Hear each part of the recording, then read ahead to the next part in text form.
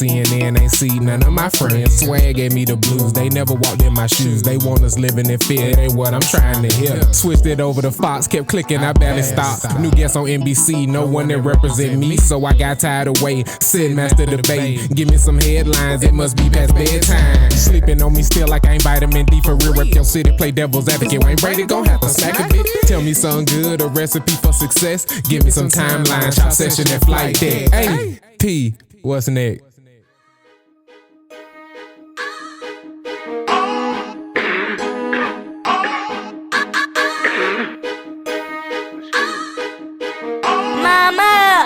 K-Son at it again. Did they say I look like daddy? All I'm missing is some baby. Told me I need to stop playing. I can't hear what Shawty saying. Caught it weed, I'm smoking too loud. Young nigga black and too proud. Hit the blunt and ash it while I back out. Black out. God flow, Jesus ho, Mary Magdalene. Yeah, I'm back again. Russell Westbrook, you know what I averaging. Triple double on caddy, clap again. Do this shit for no praise or accolade. Day crazy, trying to catch the fade. Slap ball with these instrumentals. Ghostwriter, but I need a percent. 2 hit maker, no young bird. She wanna fuck, I need head fur. Rider did to her legs hurt. Pop out for spinach, I live off a perk. Come out my shirt, overheat and go super saiyan. Couldn't be Kakarot niggas out here just cap a lot. Fear resurrection, got God protection. These niggas out here think I'm playing with them. Dang that Lewis, I overcommit. My left foot be all in your ass for the day ain't over with. Yeah. This nigga C.O.D, DecaturboyMusic, welcoming you back to season 1, episode 13. Lucky 13 of Gimme Some Headlines, man. And as usual, man, we starting this thing off with the motherfucking flight deck, man. And on this week's flight deck, man, I'm talking to y'all about something a little bit controversial, man. Something a lot of people won't talk to y'all about. Something a lot of people shuck and jive around and talk shit about. But I was taught, you tell people what you're going to tell them, you tell them, then you tell them what you're told. So I'm going to tell you who I'm talking about before I even tell you what I'm saying. Baby boomers. Baby boomers are the demographic cohort following the silent generation and preceding Generation X. This is the generation that is generally defined as people born from 46 to 64 during the post-World War II baby boom. The term is also used outside the United States, but the dates and demographic context, cultural identifiers may vary. The baby boom has been described variously as a shockwave and as the pig in the python. Most baby boomers are children of either the greatest generation or the silent generation, and often parents of late Gen Xers and millennials. Before I even dive all the way deep into it, now that I've told you who I'm talking about, before I go to war, before I get ready to pick up my sword and bring that motherfucker out of his sheath, I make sure I round up all my soldiers. So it's about that time and give me some headlines when we bring in my nigga P.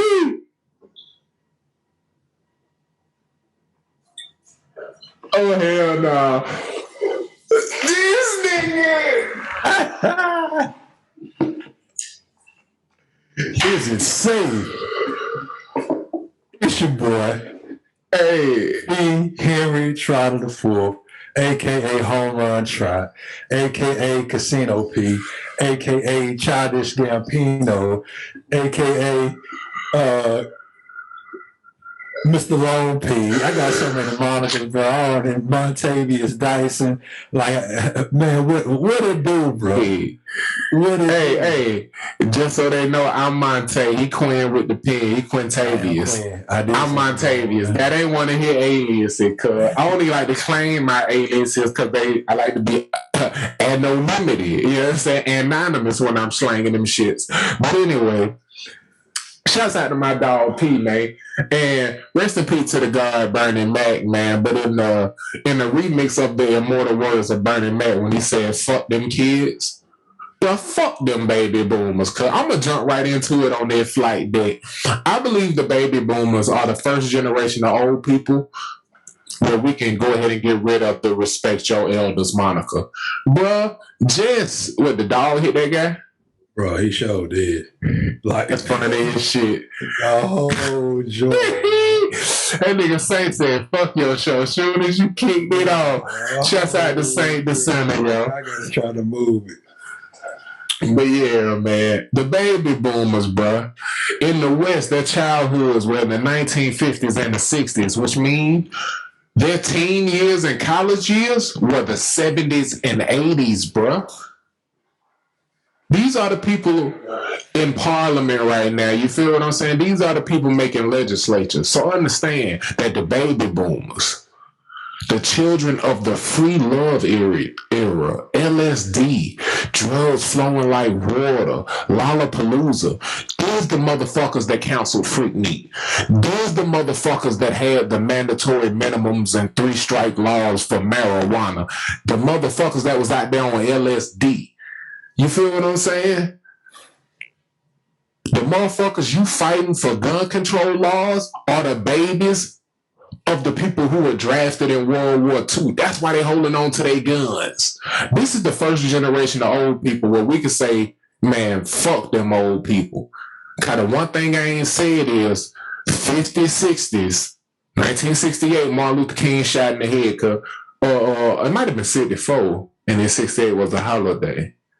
Either way, this the era of old people who lived through the benefit of Jim Crow from a Caucasian standpoint. So let's talk about that too, brother. Baby boomers may be very well the first generation of old people we can stop showing love to. Fuck them. Your thoughts? Because I ain't even get to the point of they the first generation of rising affluence. Go look at the list of billionaires and look at how many of them are in the baby boomer generation. Their parents came up out of the Great Depression and were the silent generation. The greatest generation rebuilt this country out of the Great Depression. The silent generation was just happy to be alive.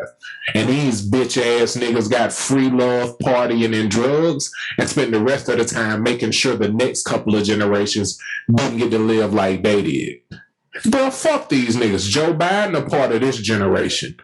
The nigga who did the crime bill, the nigga who talking about African Americans is what's wrong with this country, that nigga a part of the baby boomer generation, bro. Yeah. My grandma on my mom's side was born in 46. Me, my mom, my grandma, we all 20 years apart. So my grandma was 20 when she had my mom was 20 when she had me. And so 46, 66, 86 is our birth years. And I just remember that in the context of that generation, it's my grandma's generation who is a devout Christian, but always told me to do things differently. And I realized like who her employers and my grandfather's employers were. And they ruled Alabama. And it was one of them in-home, like we took care of their kids, we took care of their land. Like that was the occupation for my grandmother coming up, and my grandfather on that side before he passed. And so, think about that. Y'all fed yourselves by taking care of assets that took care of them. Right. Their job was owning the stuff y'all took care of. Right. And that's how I look at, that's the context I look at like baby boomers is they want to make these rules, like for them to feel like they can make rules for everybody, because that's the generation currently making rules. Like, and it seems like these motherfuckers really outliving themselves. Like they living a whole long time, man. And it's like this is the first group that's gonna be able to collect on their Social Security. And I think you mentioned this in the show meeting, but they... Oh, yeah, I got that. I held that off. I'm finna drop that on there. Man, drop that thing in here, because I feel like that was one of the most For them to set themselves up for them to enjoy free love, and then for them to get to the end of their life and be able to collect money and take from everybody else contributing, but by the time we get to that point in our lives, we won't be able to collect. He said, "I'm gonna hit that bitch anyway." I feel you though. It's on your heart. It's a generation that I generally do not like when it comes to. I love my grandmothers, love them to death. They were different, but the folks that we see as the placators of the current systematic oppression, that's their generation. They came out of that war and they started other wars within our community and other Native communities, man. And it's not just here. Them motherfuckers is around the world right now doing this, and I don't appreciate. My brother kept running. I thought he was going to leave me a little bit of space, but to give y'all a little bit of context on Social Security, I had a long list of reasons why it's fuck the baby boomers, because we have a show meeting on Sundays, a little bit peek behind the curtain. But the Social Security reason for fuck the baby boomers is its inception is right around 1935, building out of the Great Depression, trying to build a stable America for people to live in. And these are a part of the tenets that lead to the country feeling stable and to rebuild and literally have the baby boomer effect. I want 4 or 5 children because wealth was on the rise. You could get a home for $20,000. Like inflation, beyond the actual value of the dollar and what an apple costs, percentage-wise of what a person's annual income is, a home is exponentially higher than what it used to be. And Social Security was a part of every ounce of their upbringing, and it was a sign of building a stable future for the country. So it is at the beginning of their window of generation, and in their lifetime, they led the country into so much fucking debt. They're saying Social Security we pay into our whole lives won't be there for us when we are old. That's why it's fuck the baby boomers, because through their programs, through their decisions, through their mandates and regulations and overspending and taking care of them, and they are going to collect their Social Security. They are going to drain this country's resources, both quite literally from an environmental standpoint through how they pushed their capitalistic agenda and they say toxic masculinity, toxic capitalism has eaten up the environment's resource on a global scale. And y'all gonna eat up our resources as a country when every ounce of your existence is predicated on these tenets built into America being sustainable for the future. The baby boomers literally drained this country's and world's sustainability. So it's fuck for the first generation of old people. It's fuck them. Cause they criticize, and y'all see part of why I read that list is the baby boomers gave birth to Gen X and the millennials. So they raised the generations they doing all the bitching about, having been the generation that drained all this country motherfucking resources. So it's some shit the fuck up that's about to go on. We're going to take over sooner than any generation in history ever has. And GSH, lucky number 13, season 1, is going to be the first domino tipping that motherfucker over. It's fuck the baby boomers. We got this shit way before anyone else has. We need to be on that shit early, and we talking that shit here, so y'all get on our page. I just needed to give them that context for Social Security. You with me, G? Yeah, I'm with you. And the question that was raised in my mind when you was going was, you said when you were going, how do we combat, like, I know you may not have the why, and this may be a rhetorical question, but like, how do we combat this shit, and like, how do we keep, because I don't want it to just be this one, because this is a topic that needs to go on and on. Like, when we talking like it was right now, there's a millennial war on TikTok and shit like that. It's on a grand scale. Like that's very like them kids fucking get it. A lot of them do. I'm not gonna say all of them do, but I got a couple cousins that's Gen Zers and they fucking get it. And for them to get it at their early age of wherever the hell they are in their life, like, and for us to be, we that first age of ADD, depression, and all that shit. And we the first age of being over medicated as a way to get profit off of the drug war, because they saw opioids and heroin doing numbers in the black community, so they synthesized it and turned it into ADHD medication and used loose parameters for diagnosis. And all of these children who are on this ADHD medication going and trying to find street substitutes for things they couldn't be prescribed anymore is what created all of this meth addiction and shit. So yeah, we ain't the ADHD generation. We are the generation that the free love generation turned into drug addicts through a profit machine. Fuck the baby boomers once again. I'm talking about fuck them. But yeah, go ahead, bro. We got plenty more time in the fuck the boomer set.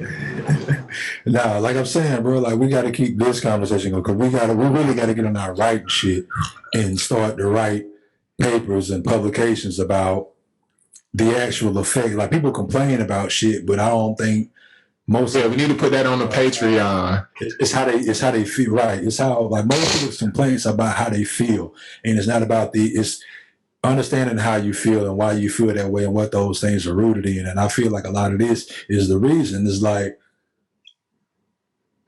I was recently diagnosed with ADD, so I haven't been medicated in that way in my entire life.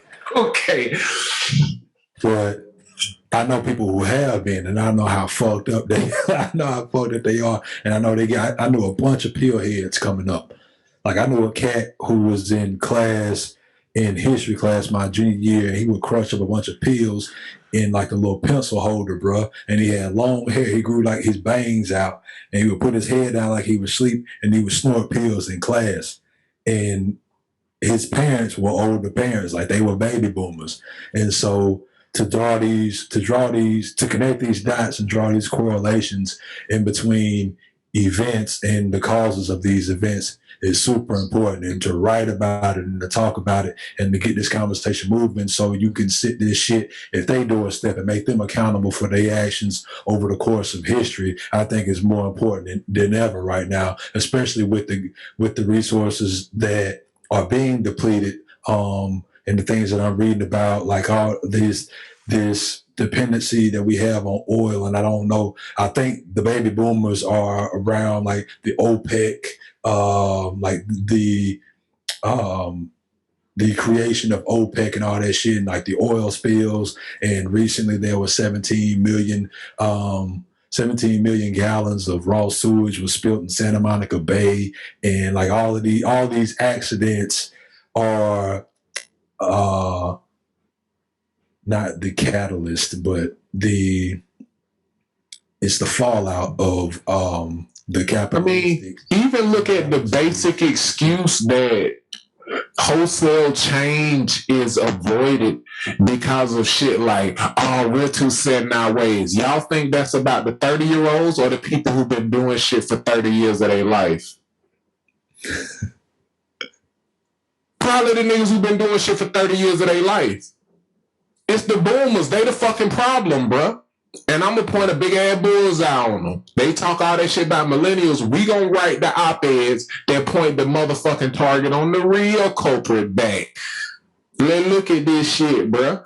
Cause if you look at, and I ain't even gonna go, this ain't a conspiracy brother segment, but if you look at your percentage of the national debt, we as a generation are incurring debt at a faster rate than any other generation in American history. And when I say I save like a lunatic to make sure that if ever my percentage of the debt is called in, surprisingly, to make sure that I pay my way to freedom, nigga, I guarantee you I'm going to have my percentage of the national debt ready. I don't give a fuck what the inflation rate is. If you don't know what the fuck I'm talking about, do your research. That will not be a conspiracy, brother, that I talk about, because I don't know if it's something we supposed to be conscious of on some day-to-day shit. But know what your percentage of the national debt is and have that shit on hand. Because if ever they come a calling for that shit, I will still be making music and doing podcasts for a living. And they're going to tell you what you're doing for a living. And it's probably going to be something that make it extremely difficult to pay off your percentage of the national debt.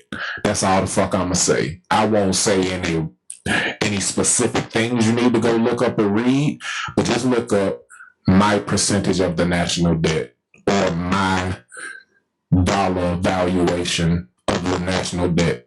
And if you take the information and research that you embark upon seriously, start to plan accordingly. I was taught to hope for the best, prepare for the worst. So I'm putting my coins away. Y'all believe what the fuck you want to. Swear beat it, man. But fuck the boomers. Cause they got a lot to do with that fuck shit too. Yeah, a whole heap of it, man.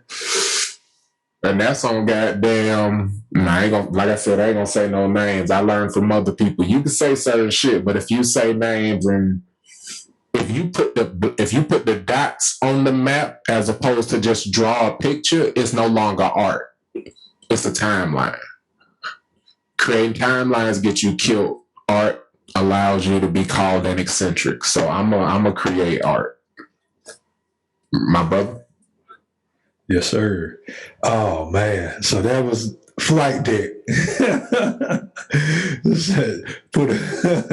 love to end it after I say some risky shit. He don't never want to put his voice behind it. He a dirt bag.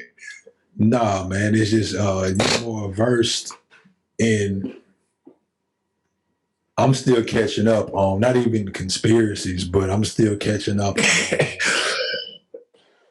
but you could go back to fuck old people. You ain't got to say nothing about the conspiracy. We still had too many cut. Know they ass, man.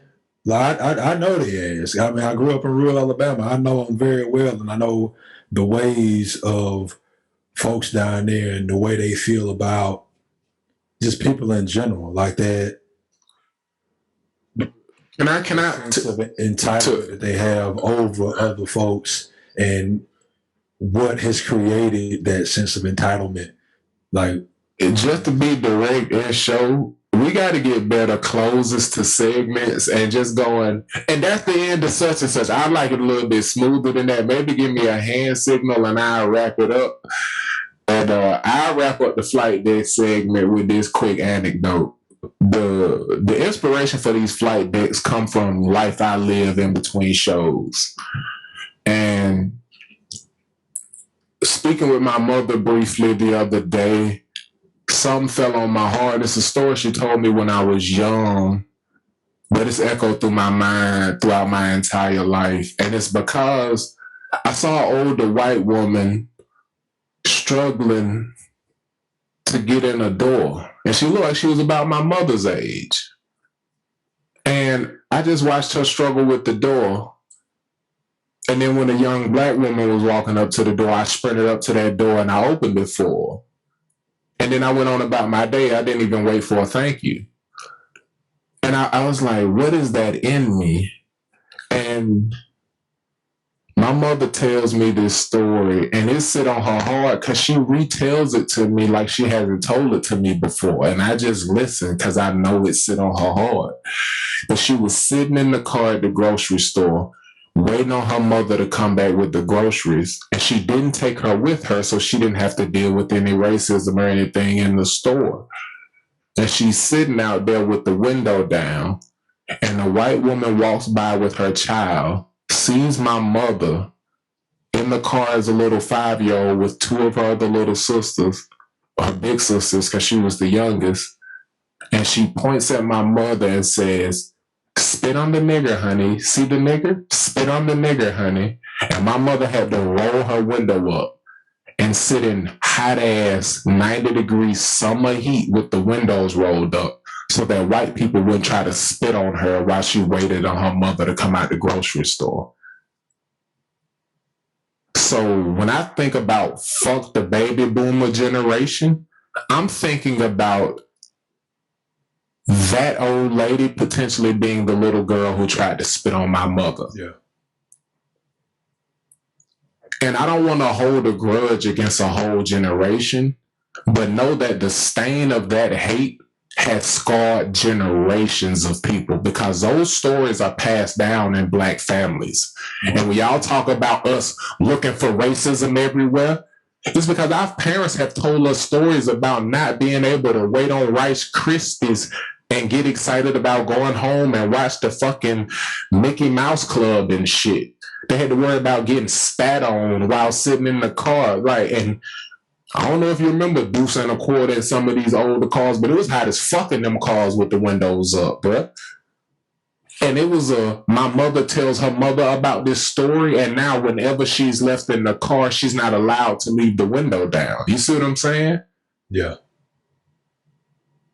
So now you got to bring towels when you go into the store. Like, it becomes a part of life to make sure you aren't available for hate crimes, which were okay at the time. So this weigh on me when I think about fuck that generation. It ain't fuck everybody, but it's fuck that generation. You see what I'm saying? So I just wanted to clarify that to wrap it up, that when I say fuck that generation, it's y'all impact, y'all view, and y'all evaluation of the world. Fuck y'all for that. And that is this week's Flight Deck. This squad business, man. So I like to have a chop session that kind of piggybacks, or we like to say camelback on this show. Okay, camelbacks on your flight deck is very recently we have the Summer Olympics coming up that was supposed to be held last summer, if I'm not mistaken, in Tokyo, Japan, and they'll be held this summer in Tokyo, Japan. And one of the you just call them the Olympics. The other one, the only one that need denotation. Yeah, the winter. You got the Olympics, and then you got the Winter Olympics. Yeah. You know what I'm saying? The Olympics are going to be this summer in Tokyo, Japan, and it's not like Sean White already, but Sha'Carri Richardson, the United States women's track phenom, has been suspended. She was drug tested prior to the events, like everybody is, and she tested positive for a banned substance, which was marijuana. And she was suspended for 30 days based on that result. And I get it. Rules are rules. It's a banned substance. Cool. The reason she was smoking weed, marijuana, is because her mother recently passed away. And it's a lot cheaper and a lot simpler to go out and buy weed than it is to go sit in front of a therapist. And especially how doctors treat Black people, especially Black women in this country, it's a whole lot easier for her to manage her anxiety, her depression, her grief with a couple of joints, a joint of marijuana, or however she chooses to consume it, rather than going and sitting in somebody's office, in somebody's chair, and having them talk to her about this, about her problems. Marijuana is a banned substance. She was suspended for 30 days like it was a performance-enhancing drug. And I've seen a lot of different reactions to it, and every time I think about the situation that's going on, like I take a step further back from, okay, marijuana is a banned substance. She was suspended. One of the people that is drawing folks to these Olympics in Tokyo won't be there to participate because her suspension would have ended 2 days before her actual event. But because she tested positive for her trials were wiped off the fucking board. Like it didn't happen. Like they tried to do Reggie Bush by saying he didn't have a Heisman season. because of him accepting benefits that were outside of his scholarship agreement. And that's a different discussion for another day. For you to put something in your body that's banned by a governing entity, that's not a performance-enhancing drug, that doesn't give you an advantage over your field of competition, it just don't sit right with me, man. And then I took another step back, and I was like, for you to be able to say what I can't put in my body, can I give you a heads up? Yeah. This ain't gonna be a chop session. It's gonna be a mass debaters, but continue. That's fine. So, and I don't even think it'll be a mass debaters because I know where I stand on this. And it's not even about her. It's not about Sha'Carri being banned or suspended from the Olympic Games. It's more so about her being told what she can't put in her body, and a larger conversation on, we realize, like you said, baby boomers have made up these rules. These governing entities have made up these rules that people have to adhere to, which is a stupid rule. It's a rule. It is a rule. It's in a rule book. And it takes situations like this for us to realize that it is a stupid fucking rule, and we're going to go back and we're going to amend it, maybe. But it seems like it always takes somebody, and usually somebody who's black, to have to come in and deal with the repercussions of one of these rules for it to get amended. And I find it a problem with her being told what she can put into her body, knowing that, and I think I know exactly where you're going to go with your argument, but I'm going to listen to it first, and then I'll respond to it in kind. But this is more so like she broke a rule, she should be suspended. I get that. Now I'm kind of glad we're having this conversation about what the hell are we going to do about this dumbass rule put in place that's going to, because this is for entertainment. The Olympics are for no other reason than entertainment, and it makes money for places and people who are part of the capitalistic system. And so for them not to have one of the draws of this capitalistic set of events is not good for them, but yeah, as it stands. Funniest thing I saw in all this was a meme that said, so you can't have THC in your system and compete in women's sports, but you can have a penis.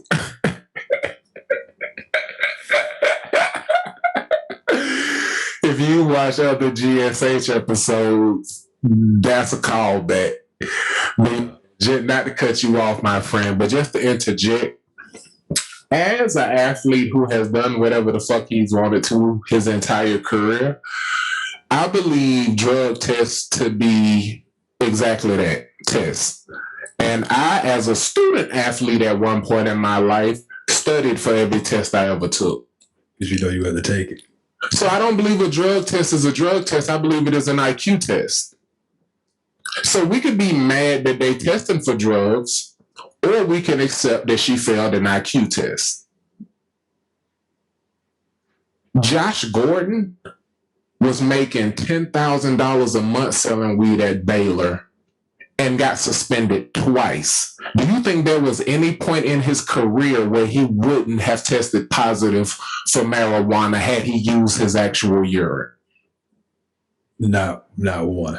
Okay, and he played there struggling to get out of there for 4 years and got popped twice. And both times, he said his guy didn't do his job and give him the heads up. So I think one of two things. One, you knew you had it in your system. You either don't take that fucking test or you study for it. It's that fucking simple. So as an athlete who's dealt with these rules and never had to deal with them, never had to deal with being suspended, I know there are countless ways to get around it. And we as men don't even get to sit down when we pee. So it's much more difficult to do what I do. You understand me? We had to do it in urinals with niggas looking over our shoulder. That I did. I'm talented. You understand me? And I ain't talking, I'm talking about being tested. But anyway, I said all this to say, if I have it my way, I'll never be tested again in my lifetime. Because I only engage in commerce that allow me to do whatever the fuck I want to in my recreation. But she is not the only Olympic athlete to get tested for marijuana. And I guarantee you right here, right now, goddamn today, she ain't the only one who used marijuana the weekend she used marijuana. She the only one who got popped. So I'm not going to write a whole goddamn love letter about how sad it is. Because I'm sure a bunch of them Olympic athletes smoke weed. Why she the only one who got popped? She didn't detox before the event. They took the couple months before the goddamn actual finals off and was like, nothing is going to compromise this shit I've been working my whole life to get to. Or they studied for the test. One of the two, bruh. As a nigga who dealt with that shit for a decade, had I got popped, I'd have had to take my L. And I'd have took it. And I wouldn't have looked around and wanted everybody to go, man, ain't it fucked up that only me, that I am the only athlete in history who had to deal with these stupid ass recreational drug laws? Ain't it unfair that only me had to deal with this shit? Not the pole vaulters, not the shot putters, not the swimmers, not the synchronized swimmers, not the goddamn synchronized, not the divers, not the goddamn chess players. Everybody who competed in anything have to deal with this shit. And we gonna show our ass and say the whole system broken because one person didn't study for the test, whether it be through cleansing their system or studying. You understand me? And I think that's where I come from. What you think, bro? What you think? And that's just some real nigga shit. If you're gonna be a track athlete, if you're gonna be a world class athlete, then you need to be a world class athlete. You understand what I'm saying, bro? World class athletes plan for shit like that. World class athletes plan for shit like that, bro. That I get, bro. Like I get it. I think it was one of the other cats. It was a swimmer. You don't have to fear the rain if you carry an umbrella, cuz. Michael Phelps did. Michael Phelps tested positive for weed. So he's one of the greatest of all time to. And if they responded like this to Michael Phelps getting popped for weeds, that was 2 Olympics ago. Sha'Carri wouldn't have to deal with this if everybody cried for Michael Phelps like they did for her. But did everybody say, come on, Mike? He lost his Wheaties endorsement and everybody moved on. They was like, man, everybody smoke weed. He a grown-ass man. He's still swimming his ass off, just like she fired. She fired for, and it's America lost. That's a gold medal they don't get. No, 100%. My point is, that's a gold medal America don't get. It's stupid to test for anything outside of performance-enhancing drugs. Like, if anything, it's more impressive that she's smoking weed and she's still out running these motherfuckers. And you done play with people who smoke a lot of weed. I knew a cat, bro. He could play. He was a middle line. I knew niggas who played better when they smoked. I do know people who play better when they smoke. Okay, so let's not sit here and say something that make you calmer, release your anxiety. Bruh. They had to take Giannis out the game in the middle of the 4th quarter, not because he was exhausted, because he was tiring himself. If he was high, I bet you they wouldn't have had to take him out. Because he'd have been chilling. Set the school record for punting high as a kite. Okay then, so let's not act like having trauma go on and being able to get high to relax didn't help her be prepared for that event. Now, I don't care, bro. I'm on her side. I am her. But I studied for my test. Graduated with flying colors. Do you know for a fact that it's a scheduled test? Like it could have been a surprise. It could have been a surprise, but you gotta be prepared for you gotta expect the unexpected, cuz. I think it's a stupid rule. And I stand. It is is stupid. It is stupid. But it's the rules of the game she played. Hold on, I'm gonna give you another perspective of this shit. I'm glad the motherfucker standing on this hill. I'm glad the motherfucker's going hard. I hope that people don't. Me too. I'm just saying there's other angles to this shit. Boycott the Olympics because there's other black athletes that need our support in the Olympics and work their whole life for this shit too. It's a young lady that's a crazy athlete out of Harvard, like really, really dope athlete out of Harvard. And I don't know if she's Sha'Carri's replacement, but she coded at 200. I think she run a full play. She run a 4 as well. And I'm sick of the fact. Nah, can I interject this? Fuck the Olympics. The only time they don't put African in front of our shit is when they giving the gold medals to America. I need the African Americans to have their own Olympic team. Say it again. Pete Scope. I need you to say it again. Only time they don't put African in front of melanated people shit is when they tallying up the Olympic gold medals. Fuck the Olympics. I need African Americans to be their own country when they keeping score for the track and field gold medals for every goddamn sport. You're not mad it make me to see a black man wrestling for Canada? I'd be like, what the fuck? All the gold medals for melanated people need to go to Africa, bro. I'm sick of seeing melanated people win medals for white countries. Fuck y'all, cuz. Fuck the 4th of July too, cuz. I'm just fuck everything, man, especially the baby boomers, cuz.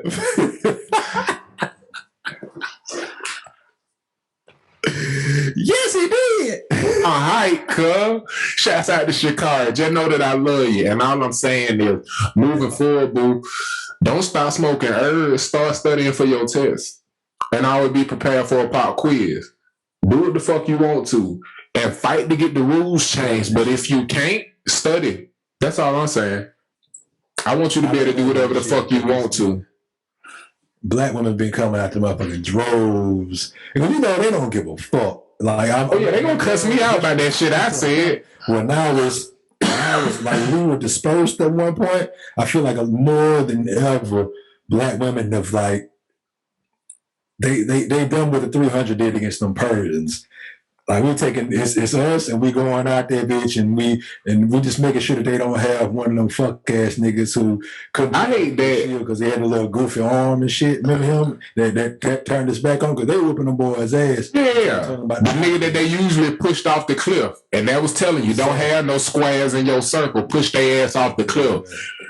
Death is what they were meant for. Hey, we need to have an episode where we look at that movie. Where we just analyze movie, one movie, and we take a whole episode and we analyze it. But we doing 300. I'm writing that down right now. 300. The metaphors in 300. Yeah, man. You got any thoughts to kind of bring it full circle, though? About Sha'Carri and the whole ordeal, man? I meant to say, melanated women gonna be mad as hell about that little shit I said, but that's some athlete shit. And for everybody who are athlete, they get it. Especially the ones who cheating. They understand about studying for tests. The bronze of the world, the motherfucking what's that nigga who had that fat ass head? Daryl Strawberries. They understand about studying for tests. Barry Bonds. I ain't want to shout him out, bro, cause he need to be in the Hall of Fame. I ain't gonna ever mention him in the same sentence as steroids until he in the Hall of Fame. That man was the greatest baseball player of all time before he started slugging it out the ball. Bro. He was.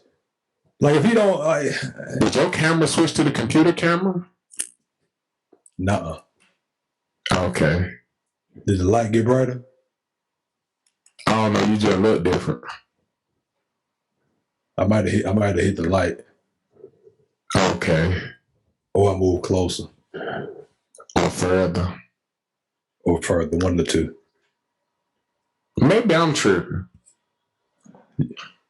That's usually the case. Okay, well, forget it. Can I do you a favor, bro? Give me some headlines. I'm about to give you some headlines. Give me some headlines, G. Yeah. All right, man. In this edition, man, we had a crazy ass week in sports last week, man. Like, it was a crazy week. We had Wimbledon going on. We had We had UFC 264. Learning. Yeah, Conor McGregor and Dustin Poirier was on the main card. We had Copa de Americana. We had a Brazil-Argentina final. And then we had the Euro 2020 final, which was England versus Italy. Like, we had a crazy-ass week in sports. So this week's Give Me Some Headlines. All the headlines will be sports-related. And so I want to... Okay, I thought them was the headlines. I was about to say, okay. No, here we go. Dustin Poirier, and this first story is from CNN. Dustin Poirier beats Conor McGregor with a TKO in UFC 264 after McGregor appears to have broken his leg or ankle. Second headline is Barty is first Australian to win the Wimbledon women's single title since 1980. And 3 black soccer players are facing racist abuse after England's Euro 2020 defeat. And both those last 2 stories are from NPR. The first story is from CNN, and I'll go back through that again. Dustin Poirier beats Conor McGregor with a TKO in UFC 264 after McGregor appears to have broken his leg or ankle. Barty is first Australian to win the Wimbledon women's singles title since 1980. And 3 black soccer players are facing racist abuse after England's Euro 2020 defeat. What's your headline? Since fuck old people, let's keep showing women some love and keep doing headlines about them. Talk to me about this young woman who won the Wimbledon. Hell yeah, man. I did not expect you to pick that one. Surprise, man. Because I watched that shit, bro. I told you I'm trying to get into this tennis shit. I watched that whole match. So yeah, man. Well, we'll take control of this bit. I'm gonna just ask questions. Talk to me. Give me some headlines.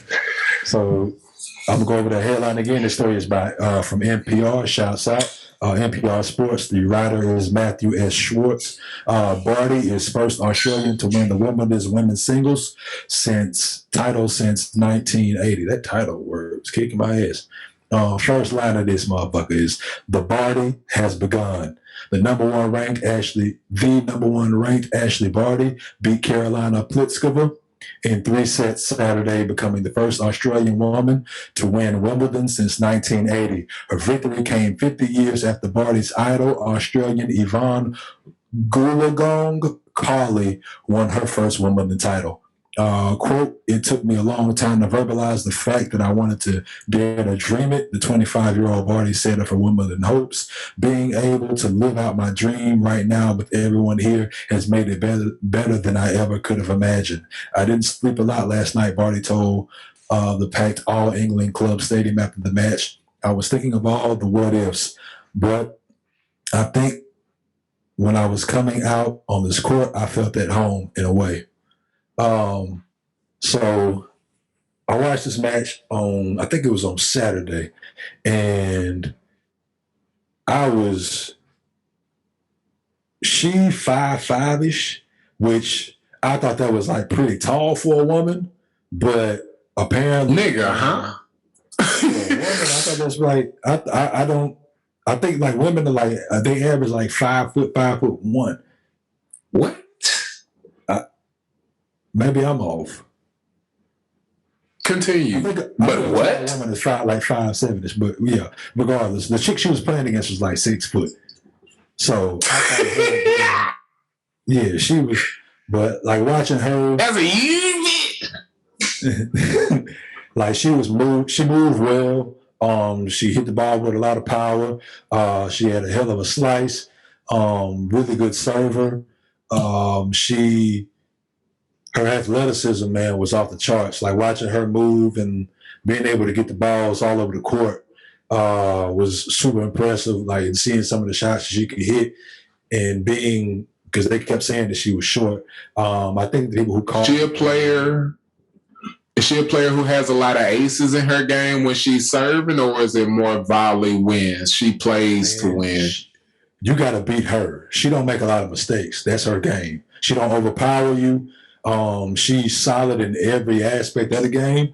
and she is just a phenomenal athlete. Like you could tell she work out a lot, and you can tell that she really she's very technically sound, and she just don't beat herself. So what kind of court is it played on? She's not gonna beat her. It played on grass, and by the last day, it really beat up grass. Yeah, yeah. And so it was crazy to see like how they handle with like the dead spots of grass. You know how it is playing on like dead grass, like after it's brown, like you sliding all over the place. And like it can hitting the ball when it got dirt as opposed to bouncing off of clean grass. Exactly. Yeah. The different bounces of the rock. And so it was interesting to watch, man, because this is one of the first in you don't play tennis. When you play on grass, on the court, when it gets worn on grass courts, the ball is actually heavier and travels faster.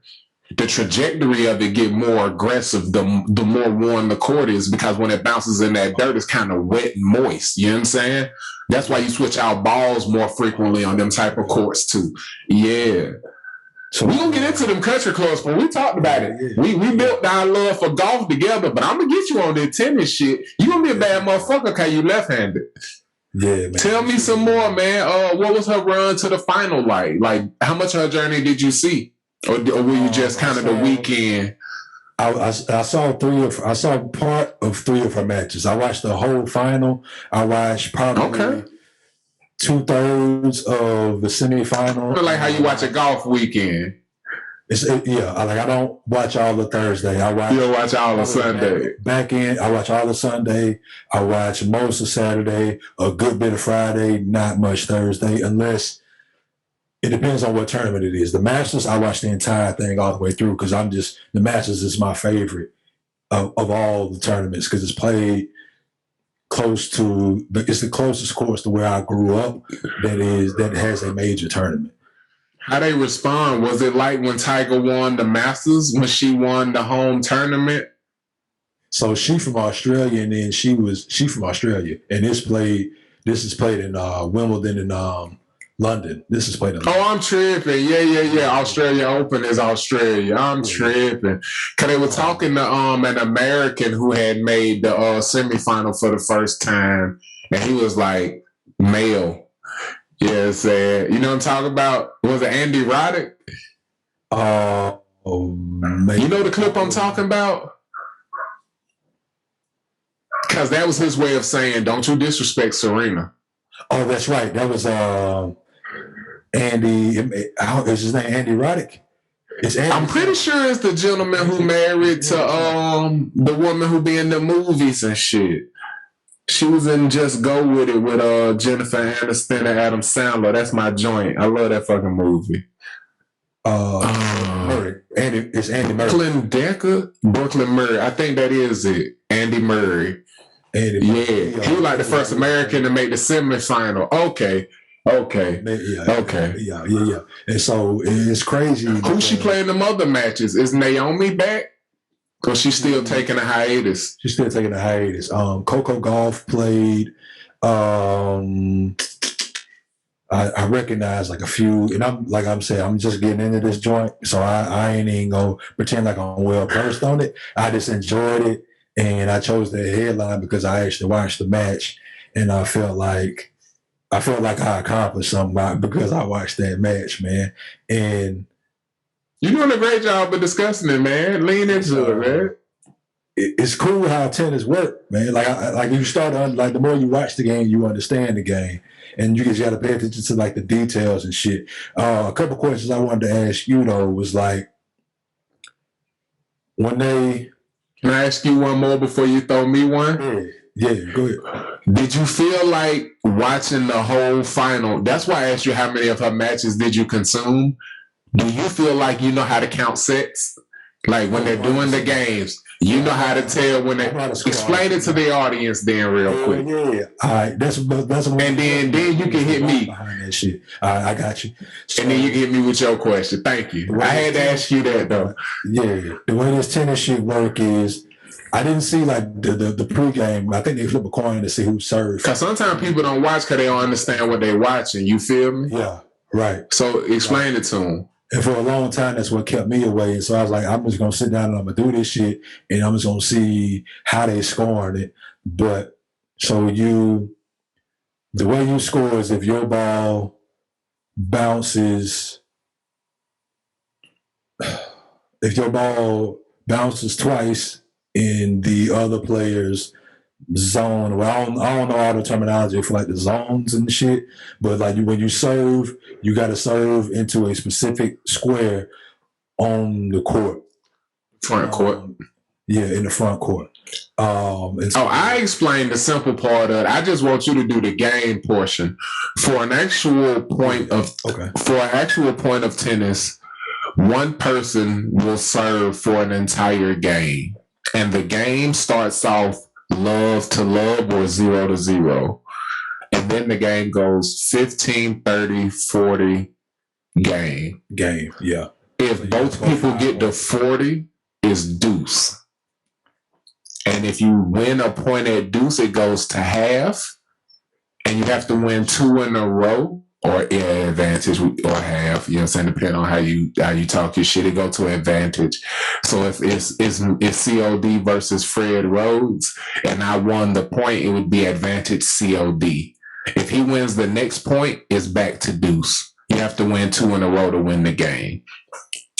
Now, the person who is serving for the game has to serve opposite court, and they have to serve into the front court, which is divided in half. The outside, those 2 lanes are called the alleys. When 2 singles are playing, the alleys are out of bounds. You can only play in the front court and in that back court. The alleys are out of bounds. They come into play when you play doubles. But when you're serving, you always have to serve into the opposite front court.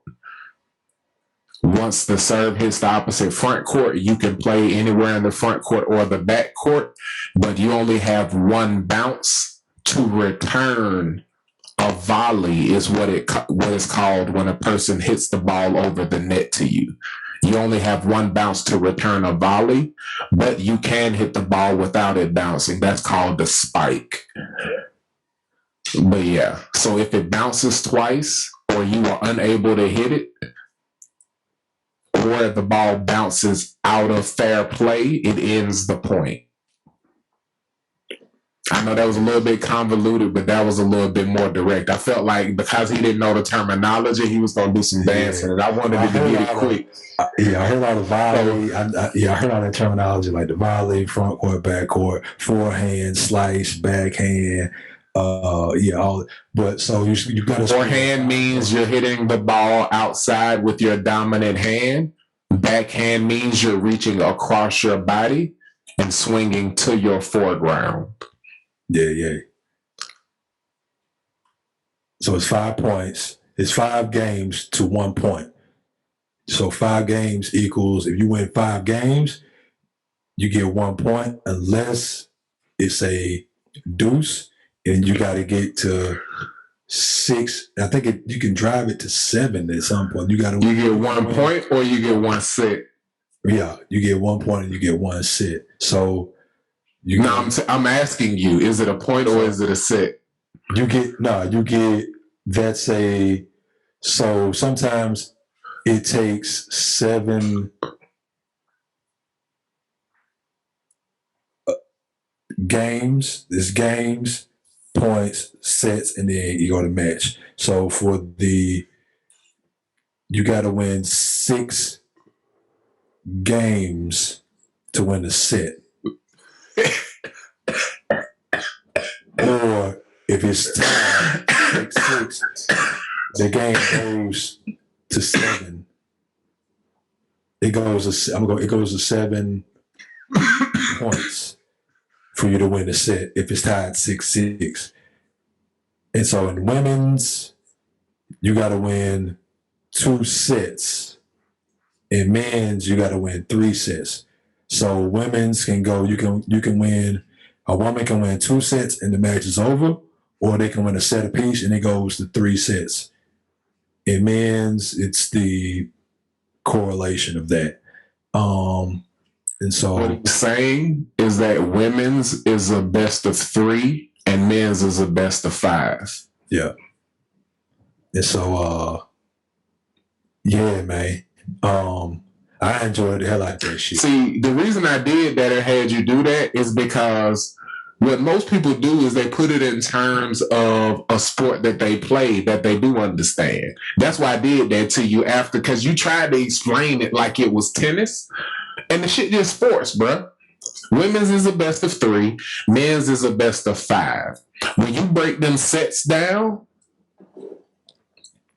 you need 6 games to win a set. If you get to 6 games, it's the same as playing a game of tennis. You have to win by 2. So if you both at 6, you have to get to 7. And the tiebreaker is the thing that goes to points. You see what I'm saying? That's where points come in. Yeah, that's right. That's right. So you watched a match that had a tiebreaker and didn't know what the hell was happening. That's part of why I asked you that. I was going to learn from how you answered that. And I appreciate you for taking that journey down that rabbit hole. Because we going to learn as we talk to y'all on this show. You feel what I'm saying? Yeah. But you did a good job of breaking down how you scored that shit. Is that I was like, he saw a tiebreaker. He don't know how that got solved. But with winning a set, you have to win by 2 games. Yeah. Yeah. So if you get to it without having won by 2 games, you do a tiebreaker because you have to have a winner of a set, just like you have to have a winner of a game. Right. Right. Okay. So if y'all both get to 7, without having won by 2, you go to a tiebreaker. Yeah. So I'm looking. You only need 6 to win, though. You feel what I'm saying? If you win 6-4, we done with this. Right. That's why you can see somebody playing and they'll be like, Serena may have the point break. That means if she win, this shit done with. But if Sha'Carri win, then we got a lot more tennis left. I'm saying? That's what they be telling you, but they don't just say that. It'll be just like saying, man, if Tiger sink this putt, they're going to have to play another 9 holes. Niggas be like, click, next shit. You feel what I'm saying? I ain't watching this shit for another hour, cuz. But Tennessee a fight, man. Go check that shit out, because if it is 3 more games, it's like overtime, because the pressure mounts for every fucking swing of the racket when that type of shit happens. Yeah. You know what I'm saying? It's a lot like soccer in the sense. Oh, you can get the yips real quick. You watch a motherfucking racket get the shaking. It's like soccer. They can't read the ball no more and shit when it's bouncing. Like you can tell when people like they visibly rattled and like the nerves. Like I watched the buddy. I'm not gonna talk about that one, but I saw somebody get rattled and like I saw it translate into. I saw him in his nerves, and then I saw him come out of his nerves. And that shit was like, it was visible when he got more comfortable in his game and he started settling in. But yeah, man, that was your headline. Ashley Barty shouts out because they said at one point her and her team haven't gone home in over 100 days. Like I think it's 118 days at this point. Like they've been away from home. She thinks she George Clooney and up in the air. Yeah, she like it's the longest that's out there Anna Kendrick of her life, man. And she's been playing her ass off. She's like the world #1. She's won I think 4 tournaments this year so far. And she just really, really playing well, playing some good tennis. And so shouts out to her. Shouts out to Miss I think it's Katrina Pliskova. She played a hell of a match. She's from the Czech Republic. Barty's from Australia. And it was cool to see. It's cool to see these country club sports, man, because it's like, I mean, all sports are international sports, but like these, you see all the nations represented because it's an individual sport. Like you see more of the nations and like the best from each nation come together to play these sports. And it's really cool to see how like the only other countries that we have involved in our major sports in America are, I think, in Canada, like Toronto, Montreal, Vancouver, I think they have a hockey team. We still call them world championships, though. We call them world championships, but like for golf, you gotta go to Australia. You gotta the sports where people Europe, actually compete around the world. They call their championships where the shit take place. Wimbledon, U.S. Open, Australian Open.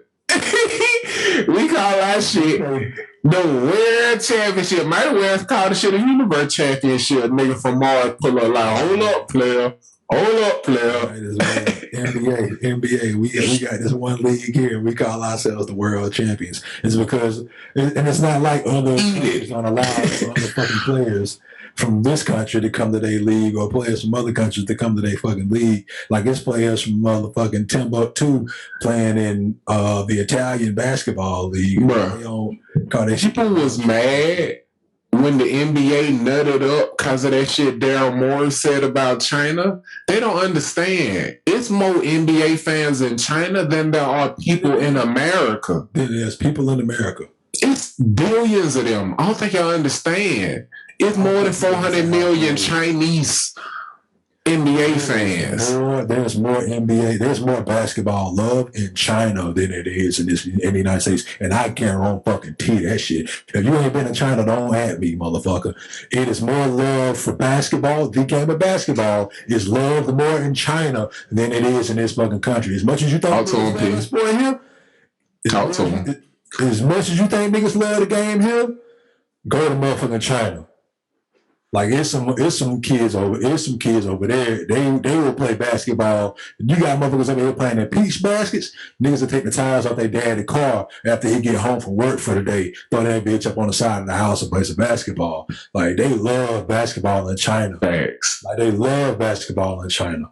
And first time I seen a nigga put a tire on the rim with fire. Oh man, don't disrespect China, bro. Like, and I on everything. I've been there only for a short amount of time, but I have a vast amount of respect for the people there because of the way I saw they live their lives, how dedicated they are to things, and like how I saw they treat the game and they respect the game. Fuck Daryl Morey before it's fuck China. Fuck Daryl Morey. That nigga eat a dick, bitch ass.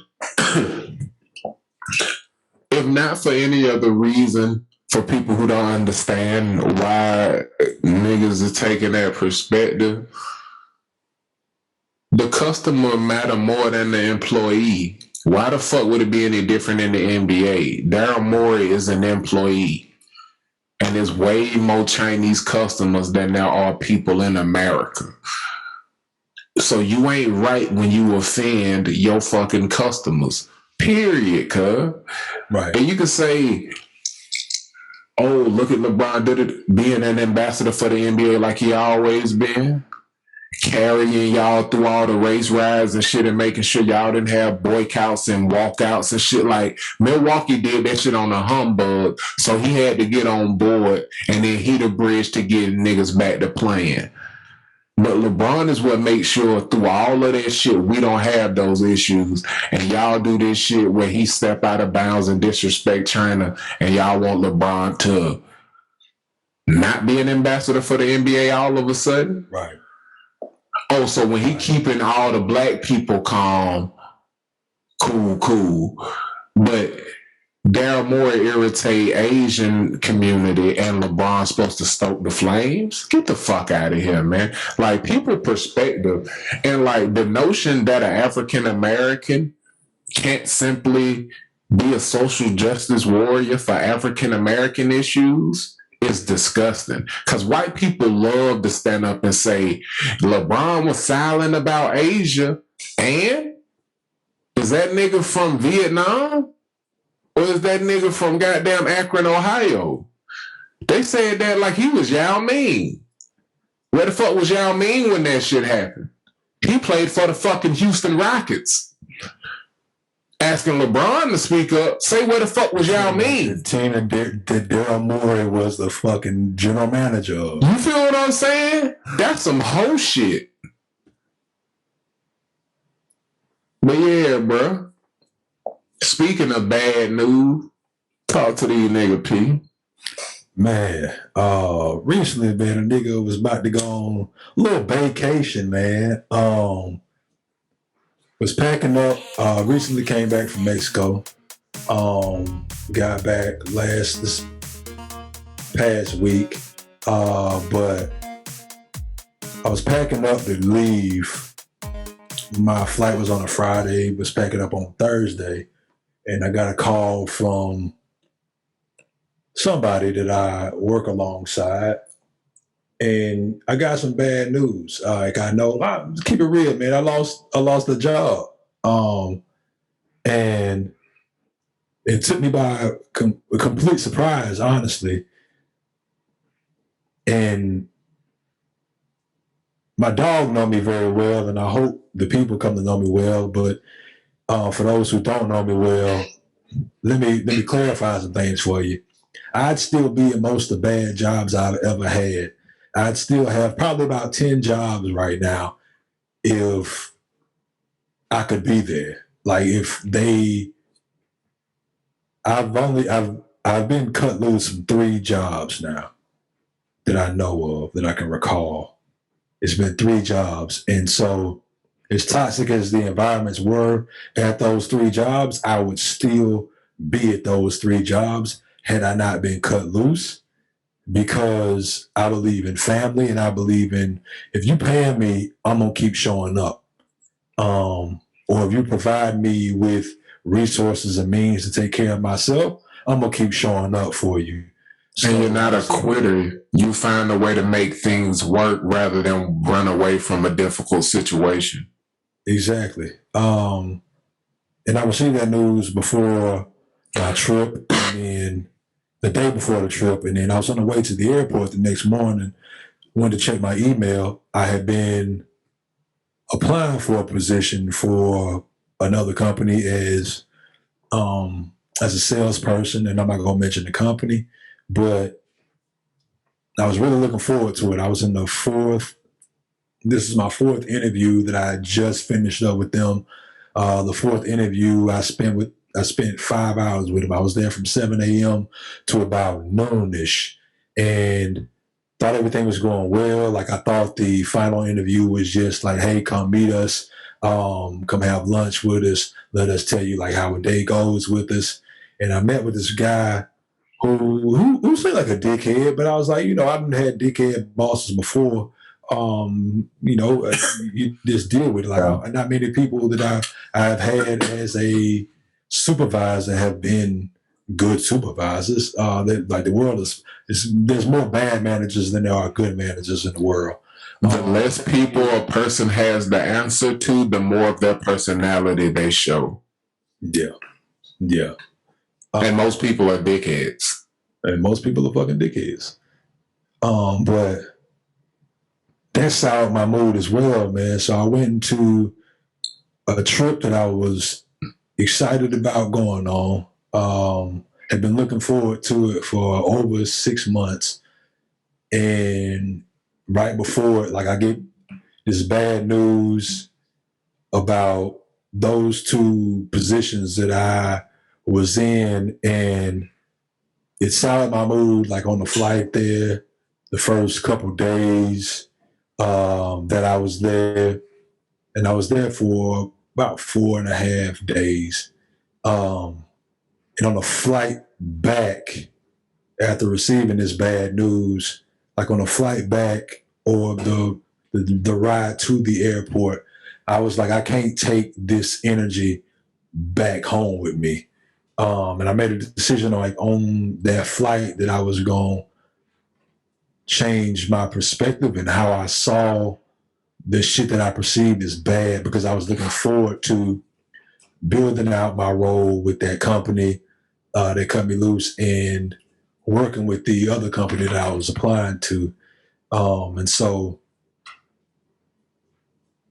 yeah, I just made up my mind that when I came back, the work that I was going to do for Gimme Some Headlines and the work that I was going to do for our music and everything was going to turn up, because you and I have been in a partnership for over a decade now. I don't even know the actual amount of years off the top of my head, but you have never at any point cut off the relationship because of any reason, really. It's just been, there were hiatuses of communication, between communication.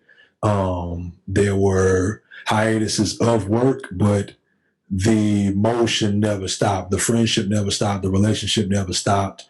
And so I just made up my mind, like what I perceived is to be one thing, to be some bad news that I was receiving, because in the past I'd have handled this shit like this. It wouldn't have just lasted that couple of days. Like, thank God I was going to Mexico and saw some friends who helped give me some perspective, came back to a dog who helped give me perspective.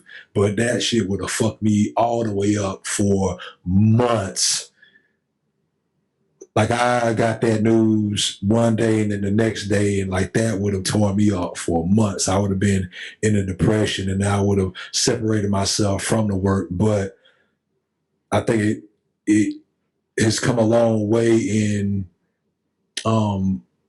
being more cognizant of my mental health, having healthy relationships, having a healthier lifestyle, having our relationship become closer and us to have some tips in our relationship, but at the same time having those tips lead to solutions. Like, they haven't been unresolved things that have happened. And so I got that bad news, but that bad news in a short period of time turned into motivation instead of bringing me and putting me into a sinkhole. Like, it elevated me and helped me to aspire. Like, that's just not where you're supposed to be no more. Like, that was, for me, that was the universe, that was God saying, this ain't where you're supposed to be. Like, move forward with the things that are in front of you that you are working on, with those people who are there that are working alongside you.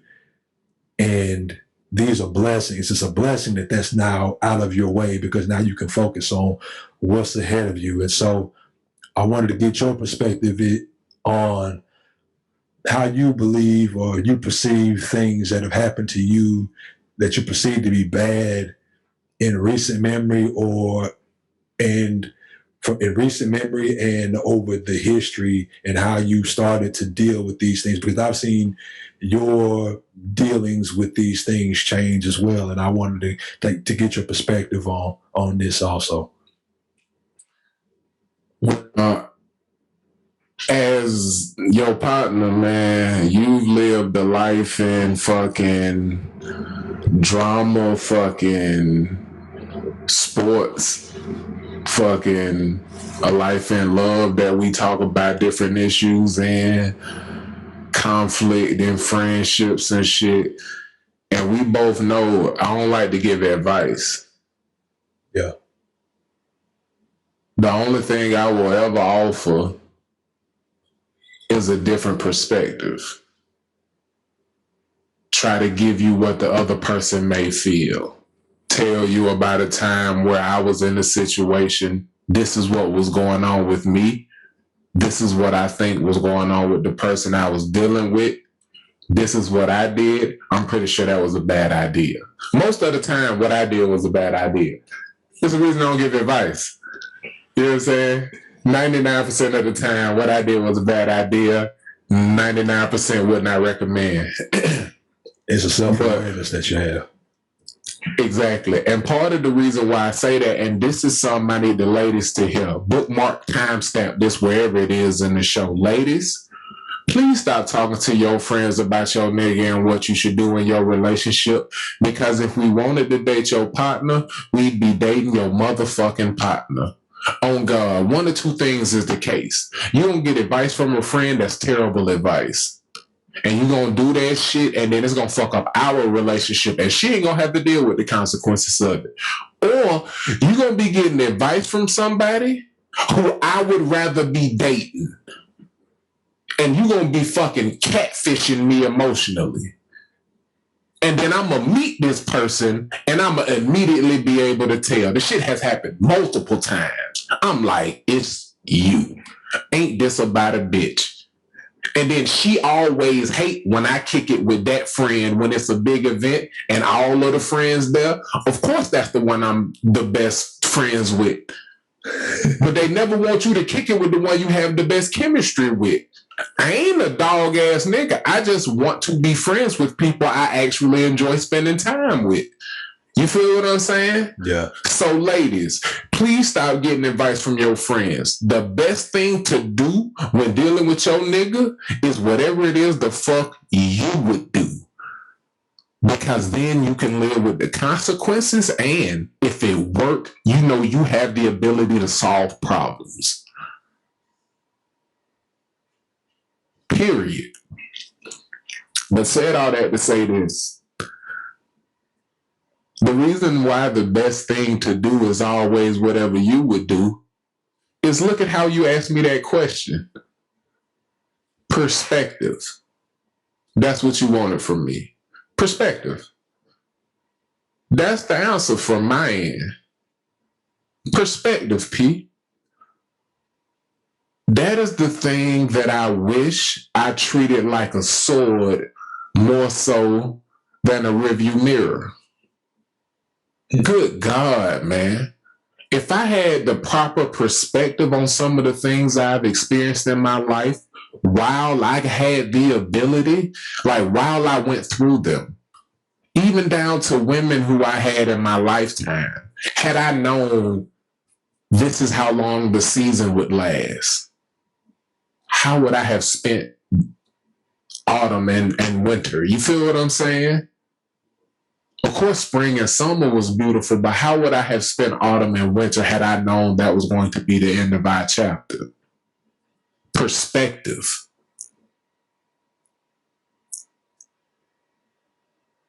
And when I talk to you about bad news, when I talk to you about obstacles, when I talk to you about pain and different shit I deal with in my life, I will turn a mountain into a molehill with worry because of how I think about things. I'm always thinking about 12 things at once. So I could stub my toe, think about the turf toe I got in college and the tendon being destroyed, think about that toe swelling up and how it's going to take 3 weeks to heal as opposed to it taking a week for a normal person.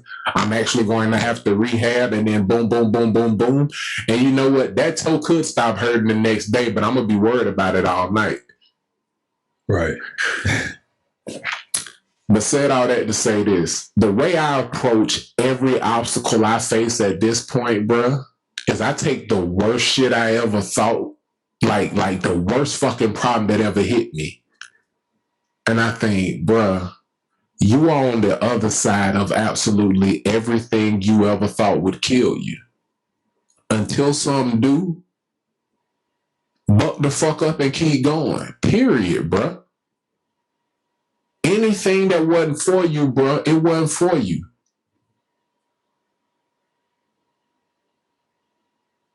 Any opportunity you thought you needed to survive, you don't fucking need because you fucking surviving, bruh.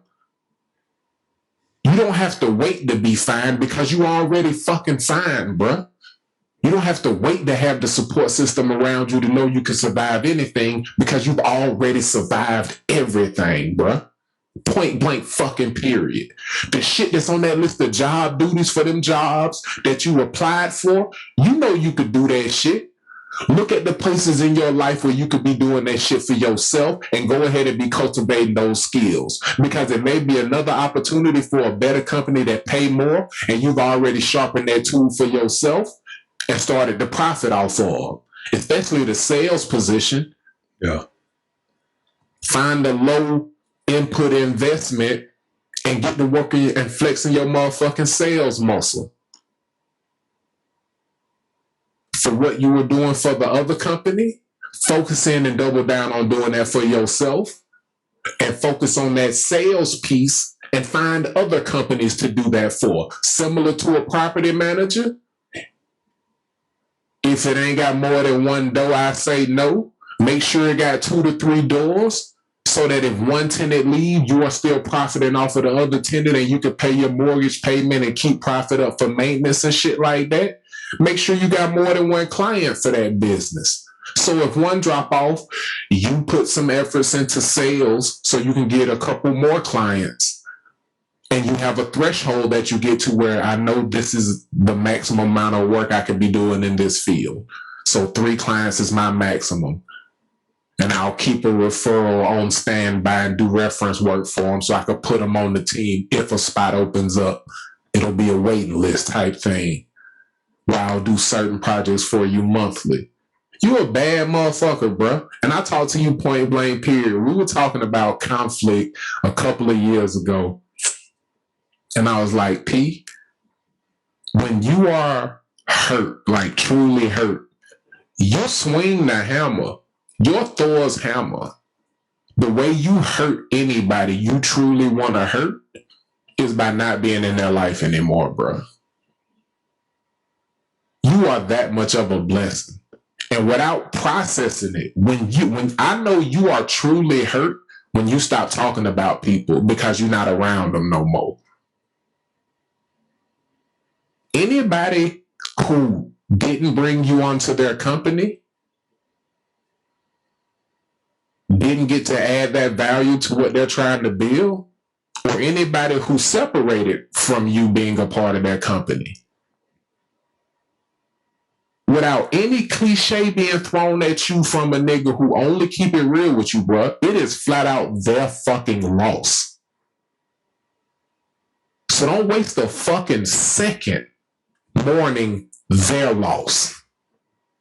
Make sure you're doing something with the value that they lost. That's what the fuck I say. Have that clarity and perspective now.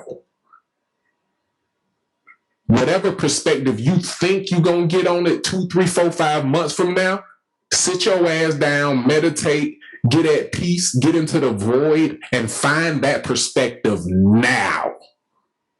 And act like you know who the fuck you are now. That's what the fuck I would say.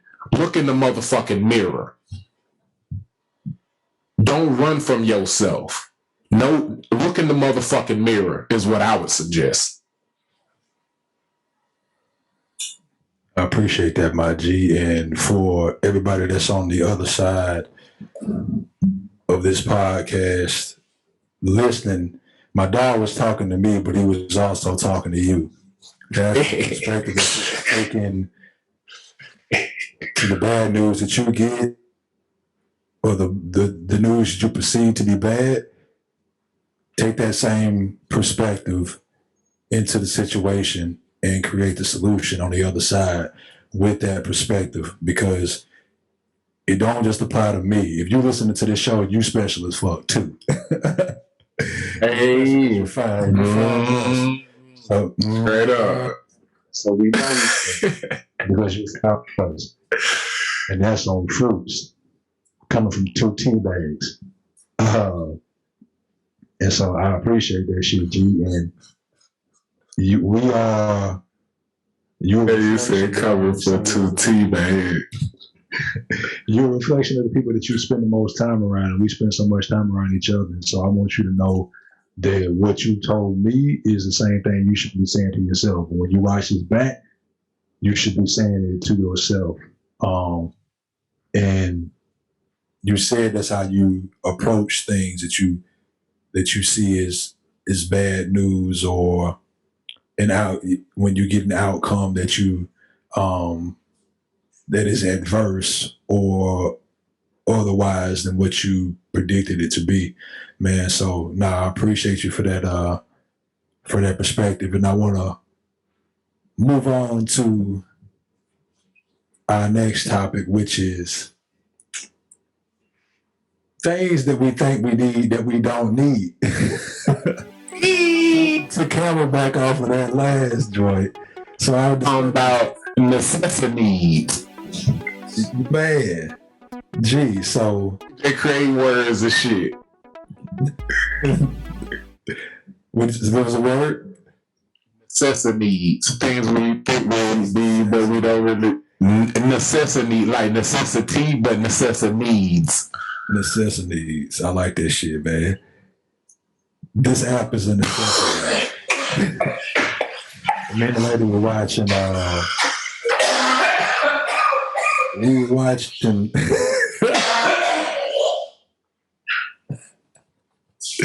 This audio going in the show too. That audio definitely going in the show. Oh shit! Oh man, I had to air out the taco meat. Audio definitely going in onto the IG TikTok. Oh man, I had to keep my glasses on. The nigga be putting my eyeballs on the internet, y'all. Square vid. We got to get the YouTube time. They got to see us, dog. Yeah, they got to see this shit. Nigga look too fly. So me and the lady was watching Love Island UK. Shouts out to all the contestants and everybody who's a fan of that show. If you're gonna talk about this, you got to shout out where they could get the full conversation. Oh man, you can get this full conversation. Spotify, Pandora. Oh no! I'm talking about the full conversation about Love Island. Oh man, yeah. We'll shout out. Head over to YouTube, man. Me and the lady just started a channel. It is called Show and Tell. SH. Say that again. W and TAIL. Show and Tell Us on the YouTube. Go check out the channel. First episode is up. Series 7, which is season 7 of Love Island UK. We'll be exploring that show from a perspective of relationships, man. So go check that thing out whenever you get a chance. First episode was like 20 some odd minutes. Just introducing you to the characters, premise of the show, and our first impressions of the people that we see and what we expect from this season, man. So yeah, shouts out Show and Tell Us, Tell spelled TAIL, on YouTube. Yeah. Wait a minute, say the actual YouTube, because I'm listening intently and I don't know what to Google, and I'm already a subscriber. Say that again. Show and Tell Us. Show and Tell Us. On YouTube. So that's youtube.com/Show and Tell Us. The name of the show is Show and Tell. Episode 1 is up and it is flying. By 23 minutes is a great little watch. They're wonderfully cut to fit about what would be a 30-minute sitcom on a television show, but they don't have commercials, so they give it to you Netflix style. Right now, this is free content. I'm telling you, it's a wonderful show, greatly produced, wonderfully edited. You want to go get it now while it's free before they hit y'all land with the YouTube red. You heard me? Show and Tell Us. YouTube.com/Show and Tell Us. I am a fan. I am a subscriber. You should be too. So join the conversation. Hear you time back. Yeah. Look for Samuel Allen and C.O.D. DecaturboyMusic in the comments. I reply to all nonsense and beef. Fuck you, time back. Everyone else on the show as well, man, to give us his perspective on relationships, because nobody has more interesting perspectives in dealings with the opposite sex than my dog. And who need a place to anonymously swing some of these opinions into the universe. It wasn't me. We got a segment coming to this show that's going to address some shit, but that's going to be a season 2 edition. We got some, trademarks and shit to put in order, but we got some shit for y'all, man. It's going to be a weekly episode. It's going to be a shorter version of GSH, but that shit, they're different. Season 2, like, we already planning for 2021 for y'all, man. We build it, man. Come on and join the conversation, man. Yeah, talk to the people, P. I'll cheer. Absolutely, man. So yeah, we was watching the show Love Island UK. During a commercial break, the UK has better commercials. Well, I ain't tripping. I ain't derailing. Yeah, we needed that shout out. Yeah. The UK has better advertisements, commercials than we do in the US, bar none. And they have this one. I should have made that face. He gonna clip that. We got this one, bro. Like they got this one that was promoting an app over there, and it's called. I want to make sure I get it. It has. Yeah, What 3 Words? What 3 Words is the name of the app, and I just got hip to it. Apparently, it's been around since 2019. What 3 Words is an app that, let me tell you about it. It's the simplest way to talk about location. Street addresses weren't designed for 2021. They aren't accurate enough to specify precise locations, such as building entrances, and don't exist for parks and many rural areas. This makes it hard to find places and prevents people from describing exactly where help is needed in an emergency. That's why we created What 3 Words. What is What 3 Words? They have divided the world into 3-meter squares and given each square a unique combination of 3 words. It's the easiest way to find and share exact locations. Why did my mind go from it may be able to help somebody in an emergency, but it also is a great way to create a damn emergency. If I know your exact whereabouts in the world by knowing three specific words, every 3-meter square in the world has 3 unique words to it for this. Like where I'm sitting right now, maybe cat, camera, street. Where my dog is sitting could be. Hold up, don't give them mine. I don't know what mine is. I don't even want a hypothetical one. I'm just that, hey, I put my conspiracy brother hat on immediately. Don't give them 3 words for mine, nigga. I'm paranoid. You can give them your location, nigga. I don't know who came up with this shit. Like, I don't want to move on from it quickly, but I just want y'all to be aware of What 3 Words and think about the possibilities of this, the exactness of GPS, and the power of exact GPS in not the right hands. And so I'll get the thoughts from my dog on this, because I knew once I discovered this app, he would want to know about it and it be in his consciousness, because I know the way his unique mind works. And I want to get his thoughts specifically on this application, because I believe in humanity to a fault. What I know is that a great deal of things are being recorded and backed up that we are unaware of. And I won't really talk about GPS on something I know is being backed up because of different things and different moves I've had to make in my lifetime. But I'm very aware of things going on with GPS technology. And I study for all the tests I take, even the ones life gives me. So this is just new information, new rules to the game. Yeah. That's all it is. But download What 3 Words if you need. Don't do that shit, because then they plot your course with them 3. Don't do that shit. Don't do that shit. Don't come around me with that shit. To tell you what, man, I had that girl I was dating, man, come and tell me, she was like, you want me to tell you how you know you could trust me? I was like, what?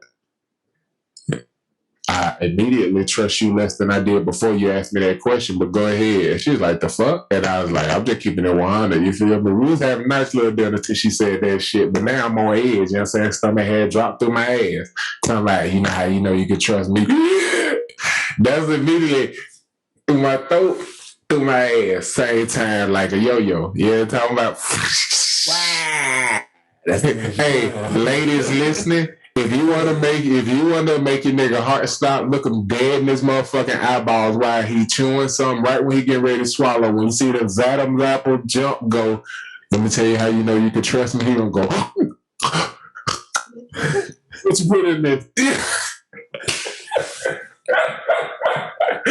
Hell nah, but then what she told me though, bruh, if you got an iPhone, and listen, I'm about to spit air well. Listen closely, motherfucker.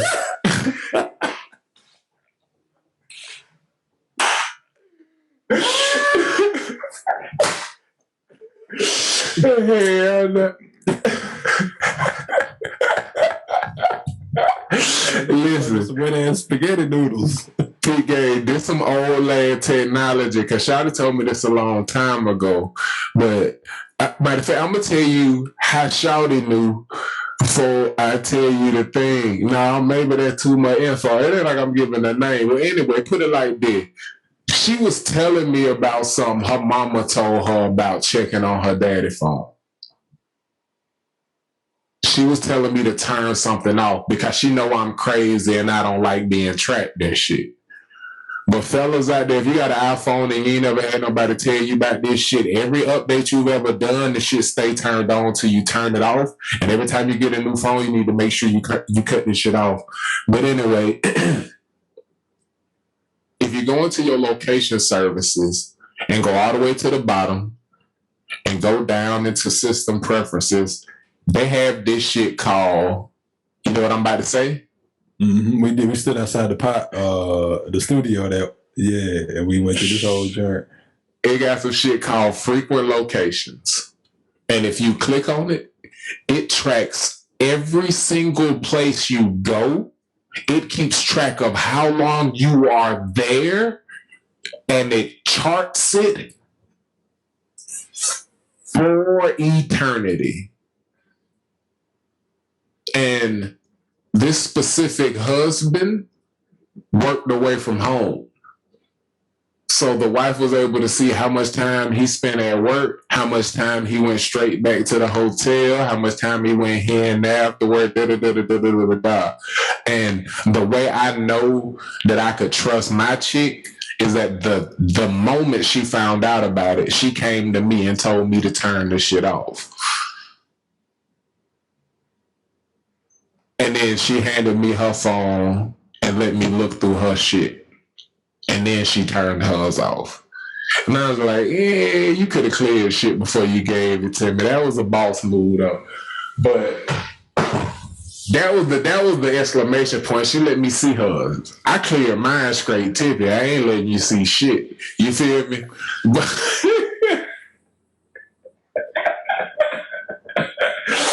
Said all that to say I'm always Googling and trying to stay up on GPS issues and shit like that. But if you got an iPhone, go into your location services, go all the way down to system preferences, and go down to frequent locations.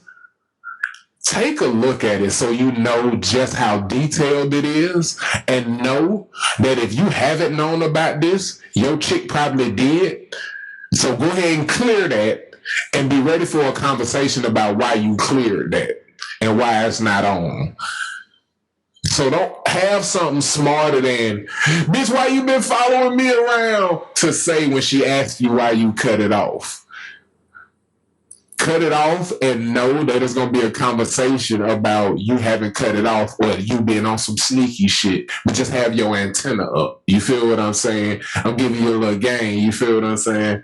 Like, yeah, Shawty was a real one, you know what I'm saying? Which also made me wonder, I don't even know, I'm going to just leave that at that. But Shawty was a real one, though. Square bitty, man. Square bitty.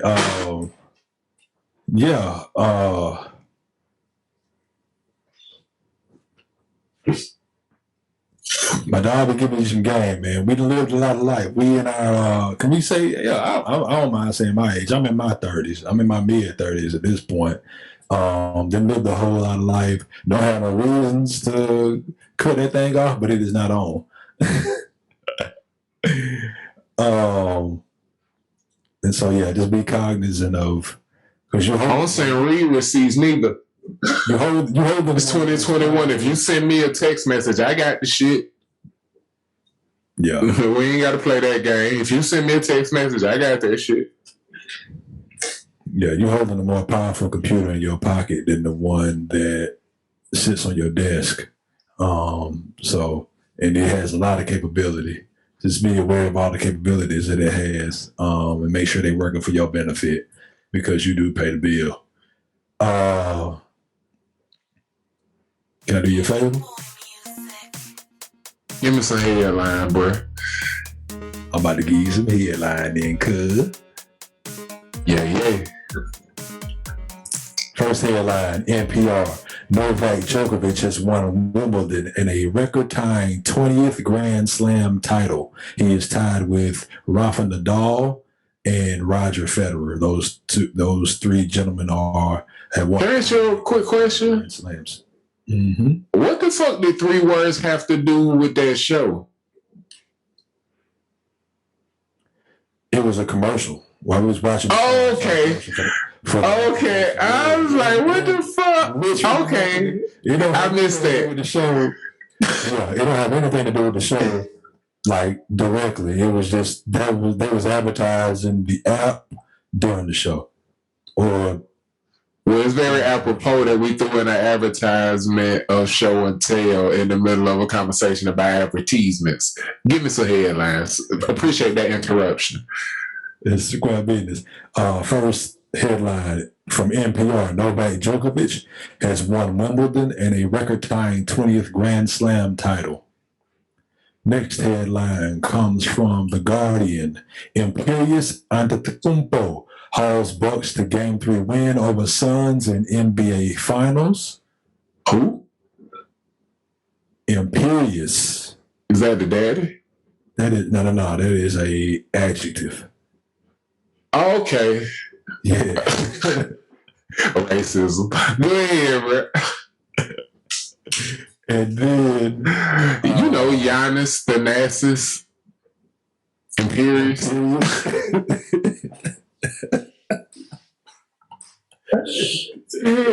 no. Giannis, the Necessi-needs. He out there on LA.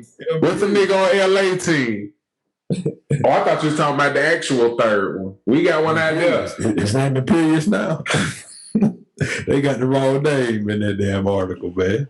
And then Lionel Messi sends Argentina to victory over Brazil in Copa America final. And that is also from the NPR. You want me to go back through them for you? What the fuck was the Giannis story again? He led the Bucks to a Game 3 win over the Suns in the NBA Finals. Yeah, give me that Giannis story. Yeah. So Imperious Antetokounmpo hauls Bucks to Game 3 win over the Suns in the NBA Finals. They won. Bucks win 120-100 over the Suns in Game 3 behind Giannis' 41. Giannis Antetokounmpo and the Bucks made the NBA Finals return to Milwaukee a slamming success. The way the Greek Freak is going, the party might just be getting started. Antetokounmpo had 41 points, 13 rebounds, 6 assists, and the Bucks pounded Phoenix 120-100 on Sunday night, cutting the Suns' lead to 2-1. The first NBA Finals game in Milwaukee since 1974 went to the home team in a romp with Antetokounmpo and the bigger Bucks overwhelming the smallish Suns to the tune of a 20-2 advantage in second chance points. Quote, we knew what type of game it was going to be, Antetokounmpo said. We knew we had to come here, play good basketball, and compete hard as possible. I know you said you was going to watch the game. Were you able to catch that guy? I did figure out that third nigga name. It's Costas Imperious. It is Imperious? Nah. Oh. Look, it's Giannis, the Necessi-needs, Costas Imperious. That's the fourth brother. He like the Hemsworth. That's a doctor. That lame man nigga. You know what I'm talking about? Yeah, I do though. Yeah. Yeah, he the black sheep. He the what's the other Manning brother that played? Oh no, Coop got injured. He was a wide out. He was trying to get there. He did get hurt. He wouldn't have been a Hall of Fame. I started to say he would have been Sterling. But Sterling was a monster. Yeah.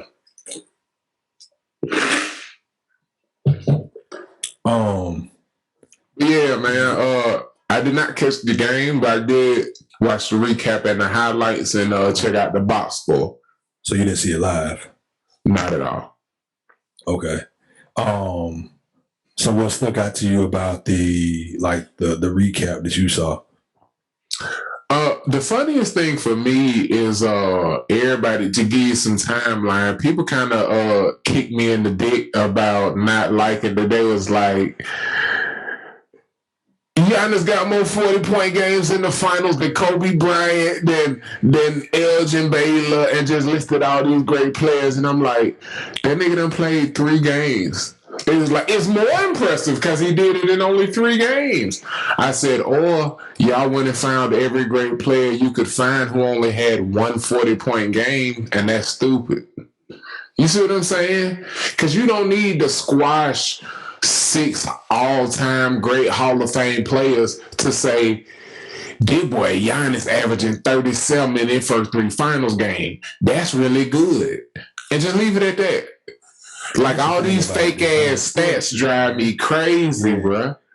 And the stats are, and it's catching on to it's the beautiful game, bro. Like, that's why we watch this shit, because we talked about it on one of the previous shows. I don't know if it was 10 or 12 we talked about it on, but we watch this game because it's a beautiful fucking game, because it's entertainment. Like, when we was hating on LeBron, bitch, do basketball stuff. Yeah, it was that episode. It was LeBron complaints from LeBron superfans. It was that was show number 10. Episode fire, cuz. And that episode drops. Well, you don't get that episode. We don't know this podcast, but it drops.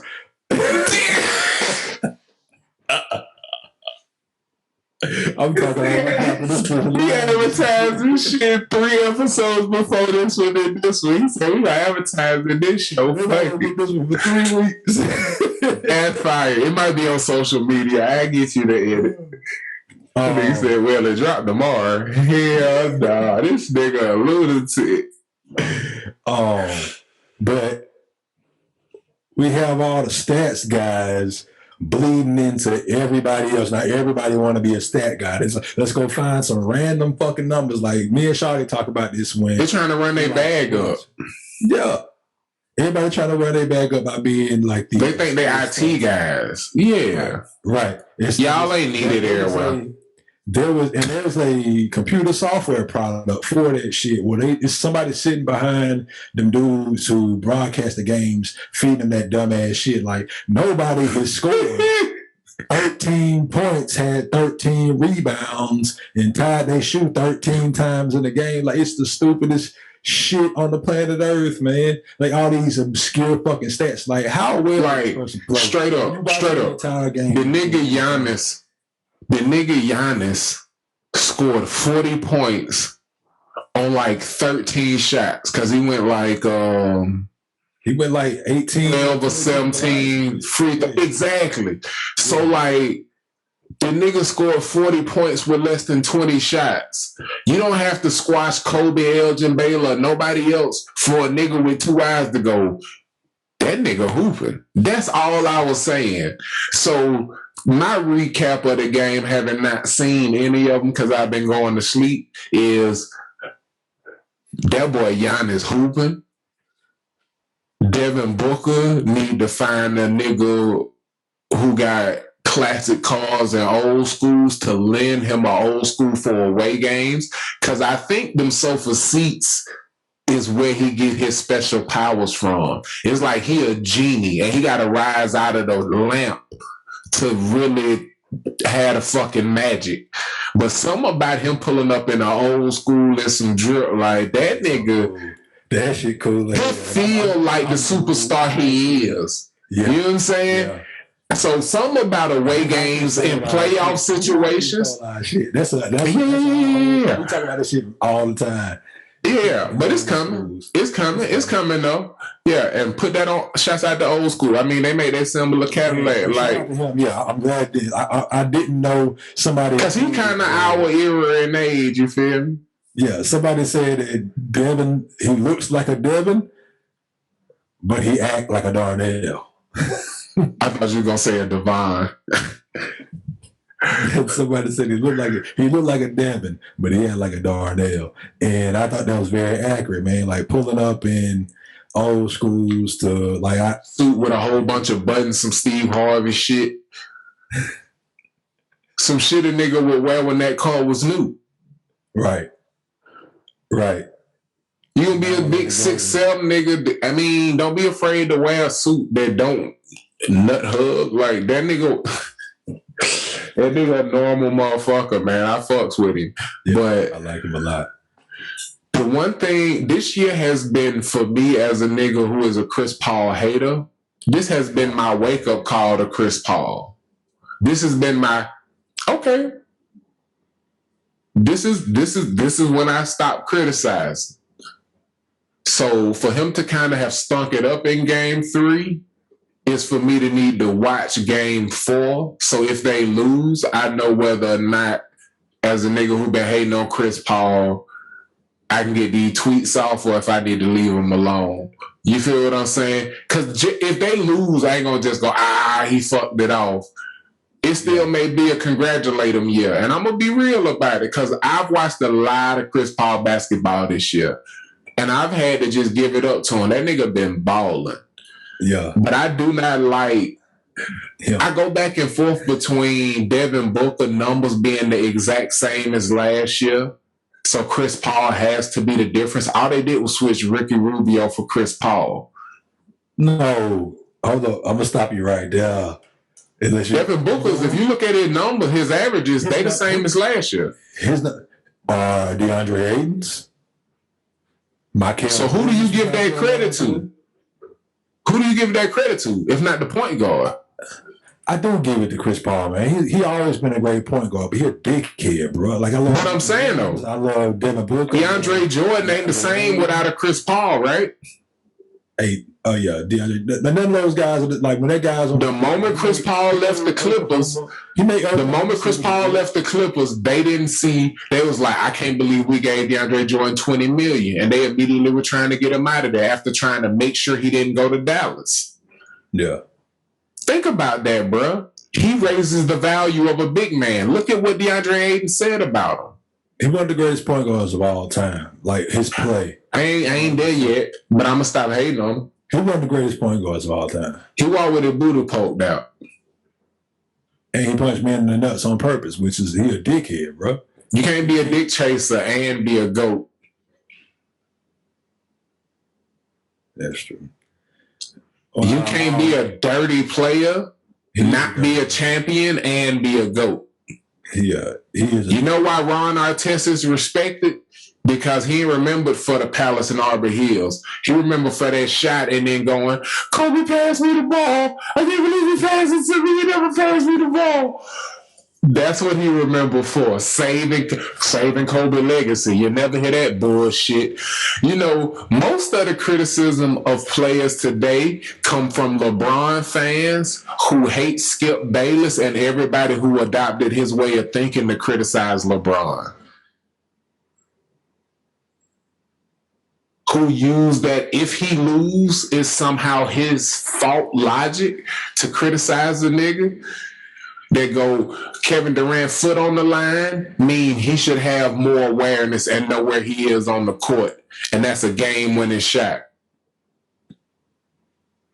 Instead of, damn, I love basketball. It's a game of inches. No, that nigga choked.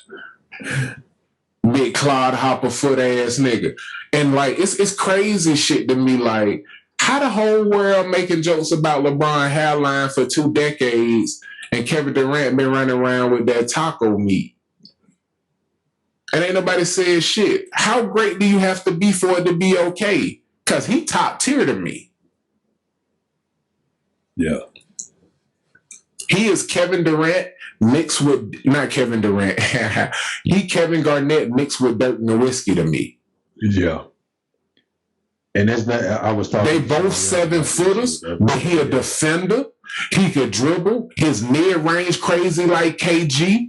He got a standard 3-pointer like Dirk, but like young Dirk, he got a jump shot beyond the 3-pointer. Like, he is Kevin Garnett mixed with Dirk Nowitzki. He's the best of both worlds. He's and that's the thing is like Bron is a. So how good you got to be able to criticize his hair? It's not even his. It's not his talent level, man. Criticize that nigga like you criticize Bron. Top to bottom is all I'm saying. Bron, bro. People hate Bron. Like KD. Doris Burke be making LeBron hairline jokes though. And I'm like, you just mad that you said the Clippers was gonna work faster than the Lakers. You wrong ass, hating ass, Drake loving ass. Yeah, man. I won't be for everybody. Game. I don't care if you love Doris Burke. I love her too. Stay your ass up and watch that game a little bit. At least the first half of it. The Wednesday going in the Thursday. They should have put that shit on not Wednesday. We'll see. I TiVo it. I'll watch it so I can talk about it next week. That's what's up. Yeah. We gambling on it? On game 4? Yeah. Who you got? That's the first question. Who you got? I'm on Milwaukee to win. Is that who you predicted to win? I guess so. If I want him to win, I guess I'm predicting him to win. Yeah, well, I'm not betting with Chris Paul. Let's move on. Right. Yeah, we're going to move on from that then. So, speaking of betting, last week, we made a bet. Last time we recorded, I'll say, we made a bet because it was during the Eastern Conference Finals. And was, I got to choose the first game. It was the Milwaukee Bucks versus the Atlanta Hawks, and it was the LA Clippers versus the Phoenix Suns. And I think the Phoenix game was the 5th game of the series. I think it might have been game 5 of that series, 4 or 5 of that series. And then in the Atlanta game, it was game 4 of that series. I chose both games wrong. The team I picked, I picked, and so my dog picked. I picked the Eastern Conference Finals. I picked the Milwaukee Bucks to win. They lost to the Atlanta Hawks in game 4. My dog without Trae Young. Without Trae Young, they won without Trae Young. It did. So, he thought he was being asleep, man. And then that was before he got hurt. He thought he was getting asleep. He was gonna miss the game. And then my dog took the underdog in the other series, the Western Conference Final Series, which was LA, and I beat him with the Clippers and Hawks, y'all. Yeah. I beat him with the gone fishing Clippers and Hawks. Neither one of them niggas hooping right now. And I beat him. I got a free round of golf on niggas who fishing right now. Yeah. I own my dog around the golf. So his next round, you see, I got the guy in my hair, I got the T in my ear. Played a little bit of that guy while I was in Mexico, brought back one of my T's. So yeah, I own my dog around the Tell us about that. That shit was great, bro. Greatest course I ever played on. Bar none. Like it was How much was the round? You want me to tell you for real? We doing a podcast. Talk about fly shit. $183. Light work. Yeah. Tell me more. Yeah. Tell me about the course. It's the best course you ever played on. It's the most expensive course you've ever played on. That's how shit work. Talk to me about it. Let go. Let go. You rented clubs? How much the left-handed clubs cost? It was in the price? That was in the 183 price. I had to buy a new club. Yeah, see, so he rented clubs, he bought gloves, he got a cart, you know what I'm saying? So probably was only like $100 to golf, y'all. Actually, that shit was mad worth it. Let me tell you, I'm about to go in about this golf course. Let me tell you how fly these motherfuckers is. The flow yours. We pulled up to that bitch. These motherfuckers had They had our clubs already on the back of the carts. We had 3 carts. We had 5. We went into the clubhouse. A couple cats bought hats. A couple cats bought. I brought my own balls with me, but I bought like a commemorative ball while I was there. I got a new glove while I was down there. They gave you your range ball was already set at the range. They had walkie-talkies. Like the guy I got out there, he had on the headset already. He knew like who exactly he was. We gave my cart numbers and everything. The carts was crazy. So like the carts were automated. Your round was on a little TV screen. You pressed the hole you was on, what stroke you was on. You got there, you close out the hole, you move on to the next one. It's in the mountains of Mexico, so you going up and down these hills and stuff. If it's like something coming ahead, they let you know it's a blind turn coming ahead. They would beep at you, let you know blind turn coming ahead, or you got a steep decline. GPS. And the governor, GPS, that was crazy. Governor would slow you down if you went off of the cart path into the desert, because the desert is a natural preserve out there. If you went off into like the little desert area, your cart would automatically shut down. You had to put it in reverse and leave the desert like immediately. Like the shit was crazy. 5th hole and the 13th hole. I'm sorry, 5th hole, 12th hole. They had a little stop and shop. They had a cat out there who's a bartender. He made the drinks. All the drinks, it was all inclusive. So then $183 got you. You can order an alcoholic drink. They put it in a plastic cup, cover it up, give it to you. Or you can get you a beer or a couple beers. I got at the first hole, I got me Paloma, which is a tequila, like a seltzer water, and like a juice, like a grapefruit juice, lime juice, whatever, and like splash orange juice. And on the first hole, I got tacos. I got tacos on both holes, but the first hole, I got beef tacos. I got 3 beef tacos, some of the best tacos that I've in my fucking life. Like, and you sitting there waiting on the people who just stopped. Like, you got the bathroom break, the whole 9, sitting there talking to folks. The guy who doing the bartending and the person who doing the cooking. You get to the 12th hole, I had some of the best fish tacos I ever had in my life. The greens was crazy good. Like a tap, your ball was going at least 12 feet. So you had to really know what the hell you was doing. Like the first hole, I watched my homeboy snap a ball, clean off the green because he didn't know how fast the greens was. So who that was? Shout him out. Trey. Yeah, I knew it. You told me who was all down there, and I knew who was overzealous on the green.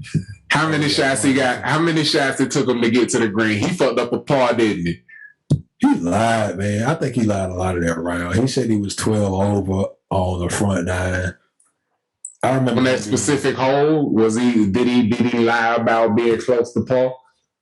He stunk it up out of the gate. And then if he was 12 over with 9, yeah, he was definitely lying about being close to under par putting off the green. Yeah. I don't. What was the average par on that bitch? It was long holes, 4 or 5? It was some long holes, bro. It was a fucking 600-yard hole on that bitch. What was the par on that? 5. Bullshit. How many you get on there? 8. 2 putt. The 6 to the green. 6 to the green. You can get that 6. And I got to the green, and I think I made a 3-putt at that hole because the green was fucking huge. But it was like a hole it was long, but like it had like a bunch of shit. Like I landed in 2 bunkers, I think. I was about to say when you got 200 yards to work with, you drive it 200 yards. I drove. So my game recently, you saw it. I mean, I play the iron off a tee. Like I don't use my driver, and then in the fairway, I put. Are you gonna do that different at any point? Nope. Why not? That's just your game until you old. That's whack. That's whack. Get better. Do better. What do you mean get better? I put the ball in the middle of the fairway, and then I use my fairway wood if it's a longer hole. And I use the wood off the tee. I'm not gonna use my wood off my tee. Nah, I like my iron off the tee. At least for the first like 6 to 7. Let me tell you what we gonna do. We gonna get rich as fuck, and then I'm gonna introduce you to a whole bunch of different clubs. You gonna do some different things off the tee. I'm sick of watching you take a 7 to a 500-yard fucking hole with a water hazard. And I'm like, this nigga gonna try to get over the water with a 7. He need to switch to the 8 or the 9. But you so used to going for distance with a 7, you think distance over a hole. And I'm like, you can have more error with a 9 trying to cross that bitch because it's gonna get up. You feel what I'm saying? I take precision. I'm really good with my 7-iron, so I use it a lot. But that's the point. Use other shit and you'll get good at it. Even when we at the driving range, you use the 7. No, I used it. I was working on my 5 at the driving range a good bit. I worked my 7 I worked my 7 considerably. I worked it probably about 20%, and then I worked my 5 probably about. I feel like I switched clubs more, and I borrowed 4 clubs. That's all I'm saying. You had a bag. Yeah, I used like 3 clubs when I went out there. I used my 9, my 7, and my 5-iron for the most part. For what niggas charge to rent clubs, y'all, just buy clubs in your homie's state and just have a nigga store them at his crib, y'all. They charge you like $30, $40 for it. You golf 3 times, you could buy you a cheap set. And when you really that nigga, pay to bring your clubs with you on the plane. Yeah. Once you got a set, you know what I'm saying? Yeah. But shit, so food was dope on hole 5 and 12. What else was dope outside of the food?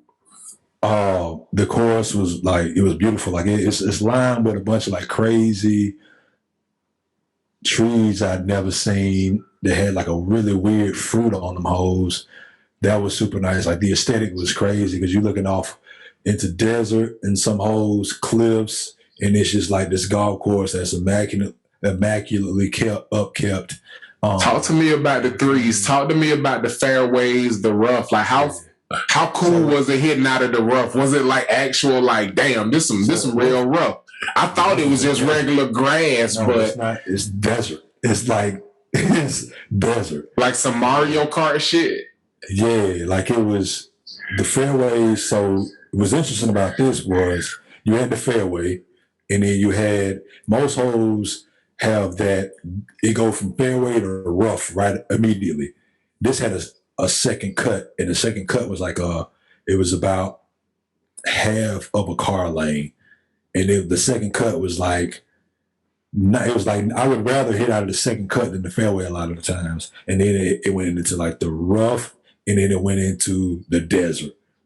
So was it like hitting out of a sand trap or hitting off of concrete? What was it like? Fucking concrete. Like it was there. The desert was like hitting out of concrete. For the people out there listening, that's my way of telling y'all. Having golfed with him, I knew he spent some time in the desert. That's funny as shit that he had to answer with no hesitation. He was like, oh, it was like hitting off of concrete. Let me tell you, I hit about 10 strokes off that bitch.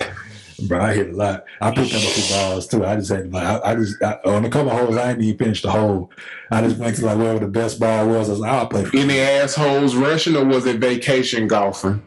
There was I want to say it was some folks playing behind us, and they was whites, and it was 2 dudes and a woman, and they was pretty talented. Like they was pretty talented. They was playing up our ass, but we had people in front of us. Like we played at a really decent speed, and that's what I hate. Nobody on your ass can see what you're dealing with in front of you. Yeah. And when you operate with good etiquette, they amplify acting like you're slower, especially when you're melanated, because they assume you can't play, inexperienced. Yeah. So you're not afforded the same courtesy. Yeah. But it was a great fucking time, man. Like one of the holes, I think it was hole number, let me see, the 14 or 15, and like you hitting off of a cliff. Like we used the gold tee, so we was a step in front of the pro. Like the pro was the black, and we used the gold, and then there was white, and then there was red. So we did the gold joints, and we was that. Have you started watching Manolo yet? Nuh-uh. Okay. That's my TikTok golf pro, y'all. Go ahead. Oh, yeah, I have. Yeah, I started watching Manolo. Yeah. I've seen probably about 5 or 6 videos, so not really. Is that I don't know where you got the myth about this being the ladies, man. I play from the quote unquote ladies tee, which is the novice, non-professional tee. Believe what you want to. Yeah. We should have played from there, but I should have played from there. But the gold tees on the 14th hole, they use it driver, don't it? Nice. Oh, of course they do. And they go everywhere, don't it? The crazy thing was Murph playing tennis with that nigga. He used to try to kill me with it. Murph was the best player by far and away. And Lane came out there late and hopped on and did very well. Me and Bone didn't play well. I didn't play well. It was yeah. And then so Bone too nonchalant to be great at golf. He don't give a fuck enough to get great at golf, I don't think. I feel like he'll hit a bad shot and be like entertaining. He'd be like, whatever. Yeah. But he know he not that good yet. Like if he's hooping, he good. He take it seriously though? He working at it? He working at it because we hitting the range a little bit. He getting into tennis too. So let's make it as common as hooping, bro. Like we hoop every time I come out there. We golf every time I come out there. Yeah. So when you coming to pay this bet off, cuz?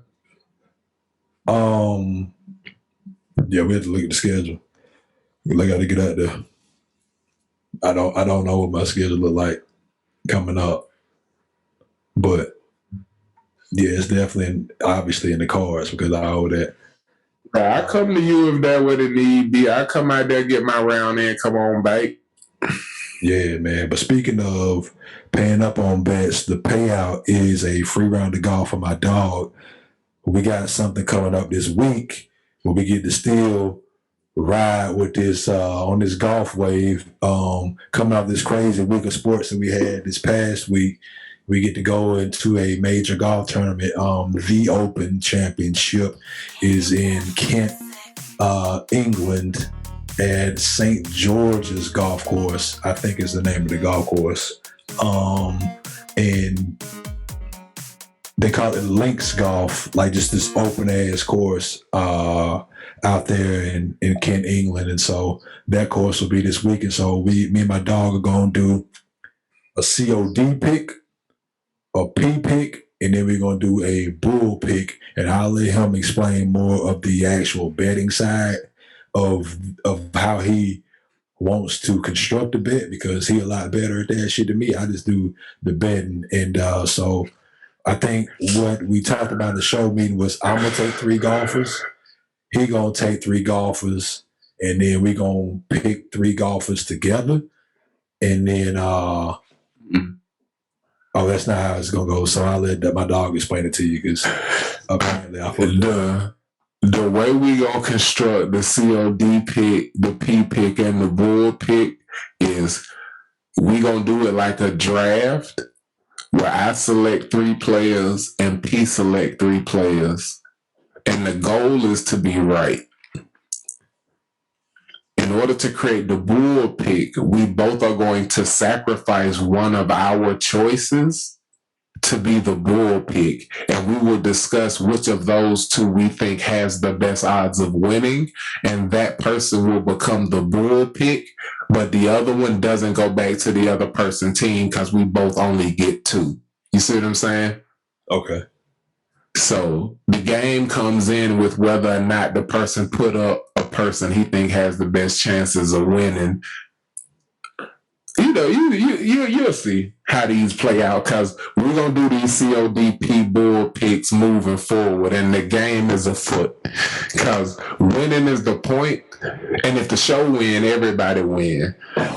But if I win, P lose. So we don't know what we wagering just yet, or what happens if the bull pick win. But I'll let P hit you with the landscape, and we'll get the bets in, and then tell you what the implications are. Yeah. So the field is huge. Do you want to go through every single golfer? That would take forever, to be honest with you. It's over 100 golfers out here. What sports book you working off of? I'm working off of Vegas, the Vegas Insider. This is the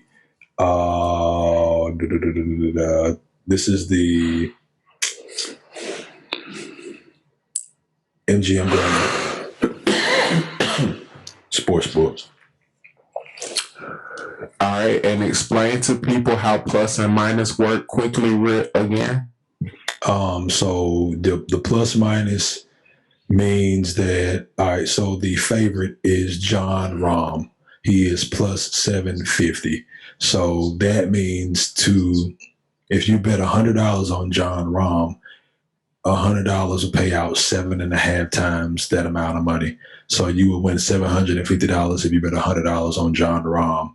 Let's see, Paul Casey is plus 4,000. So you put $100 on him, that's going to pay out 40 times that bet. So you would win $4,000 if you put $100 on Paul Casey. The worst odds there's a group of guys that do the worst odds. It's like 15 of them. I don't know why you guys don't show you the fractals. That's what you breaking it down to after you do the plus. Connor Worsdal is the worst fractal, and he's 1,000-1. Daniel Croft, Ben Hutchison, Sam Barstow, Utaro Nagano, Daniel Hiller, Richard T. Lee sound like Robert E. Lee. Fuck that guy.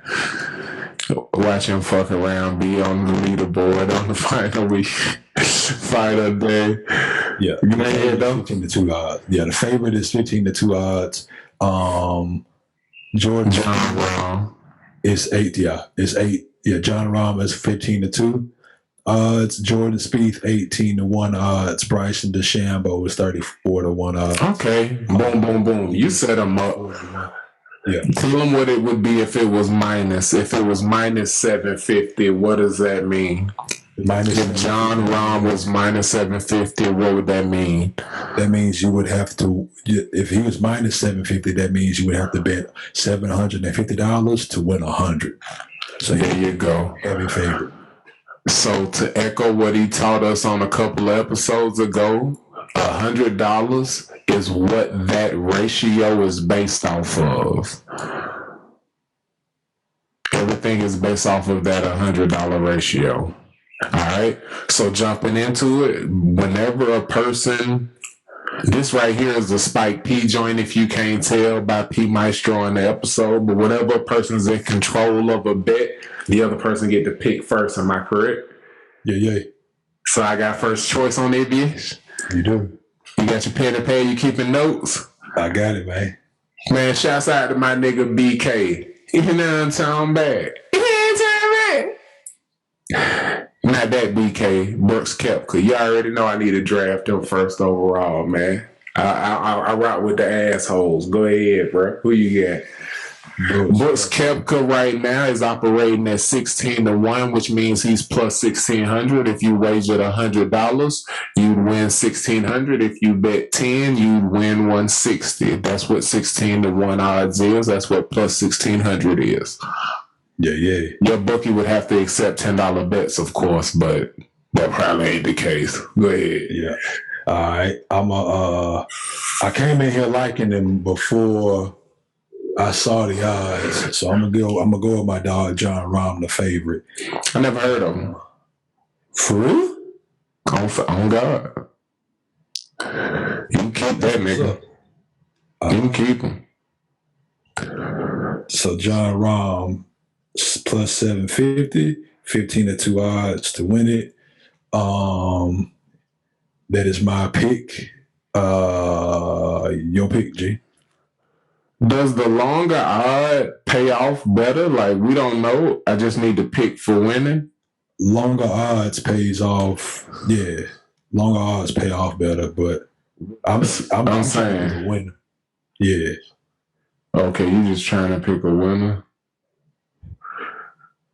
I don't see my man who just played with Aaron Rodgers. Where's Bryson DeChambeau's odds? He is plus 3,400, 34 to 1 odds. Yeah, damn. He about 15 people down. I can't even find my man. Yeah, he ain't on my shit. I'm on the VegasInsider.com. Yeah, he there. He up right up under Patrick Cantlay, right in front of Shane Lowry. Shane Lowry? I don't see that nigga neither. 3,400.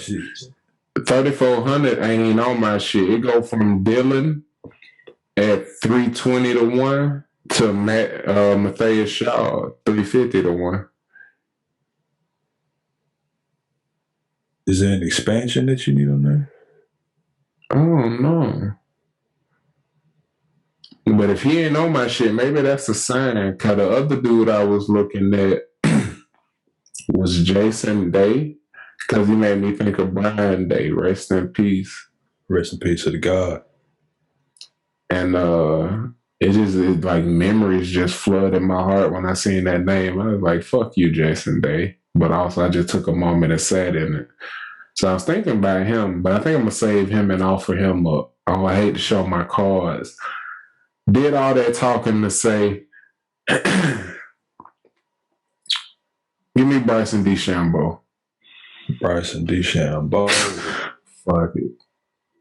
I found him. I don't know how the fuck I missed him. I think I was trying to spell his name differently than it is. Bryson DeChambeau plus 3,400. 34. So I got my dog Brooks Koepka and Bryson DeChambeau. Yes, sir. Reaction. Oh man, so I am going to go with my guy Victor. I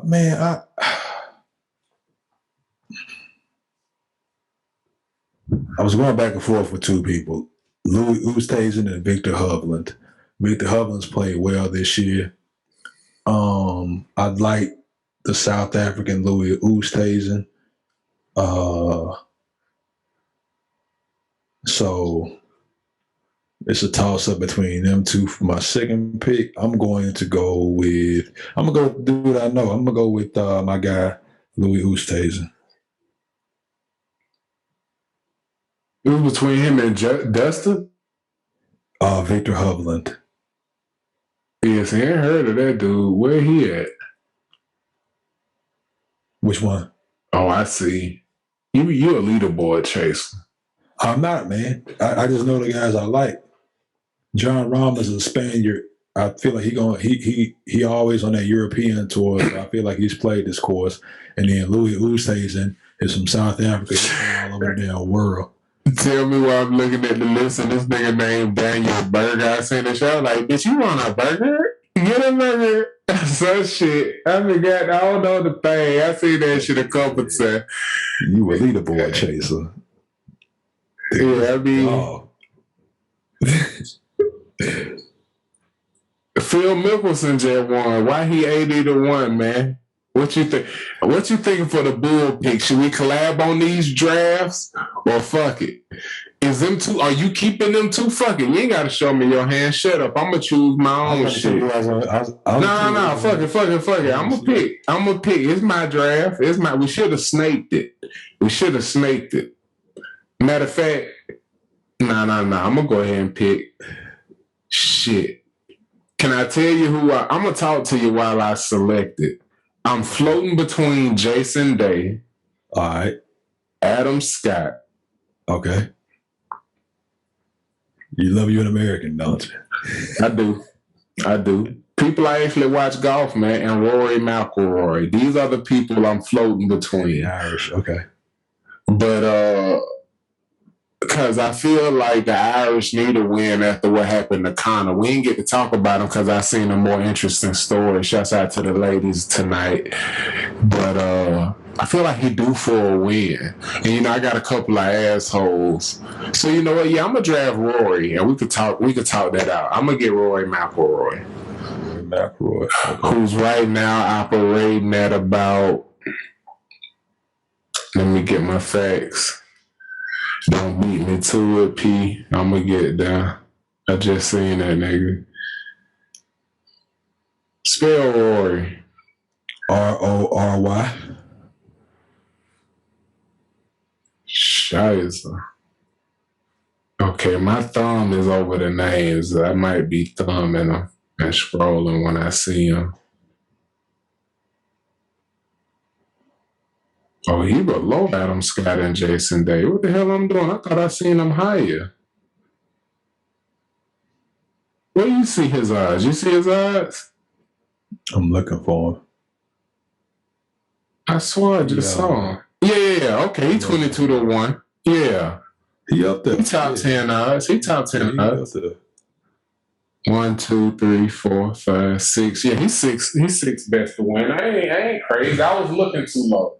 Oh, this is on Vegas Inside that nigga third. He's 16-1 over here. I'm on Vegas Inside. Yeah, what the fuck going on? I don't know what the fuck going on because old boy 35-1. We got different odds on the same website. Make sure your bookie got the most recent odds because they'll switch the line on your head. Or you can just get, some of them just have different books. Screenshot just make sure the bet is understood. Whatever you is betting on that hole. So what do you say for Rory? 22-1, I believe. I opened it back up. 22-1? Okay, I got 16-1. Which one you want to take? You want to take the 16 or you want to take the...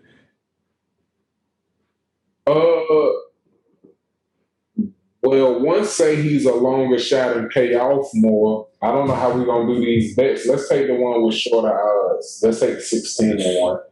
Okay, so right now I got Brooks Koepka at 16-1. I got me, John Rahm, 15-2.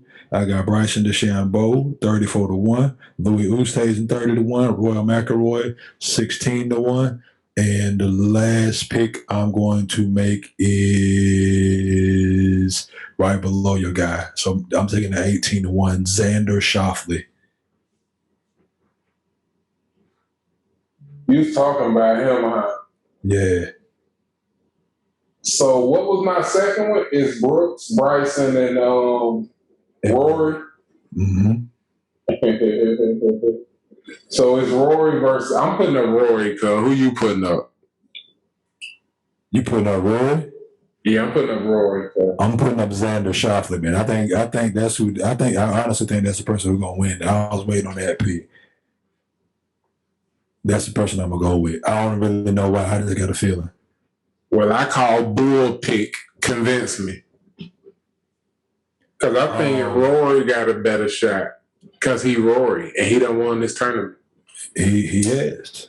You got bull pick, so you pull rank. Go ahead. You got Rory. Well, I take Rory. I got no problem with that. No, calling bull pick is just calling bullshit. I'm just saying, you ain't even really heard of this nigga. Why you think he gonna win? That's what I'm saying. I call bull pick. No, I watched a couple of... I went and looked at... Well, I told y'all I didn't know much about... I've been watching golf since 97, on and off.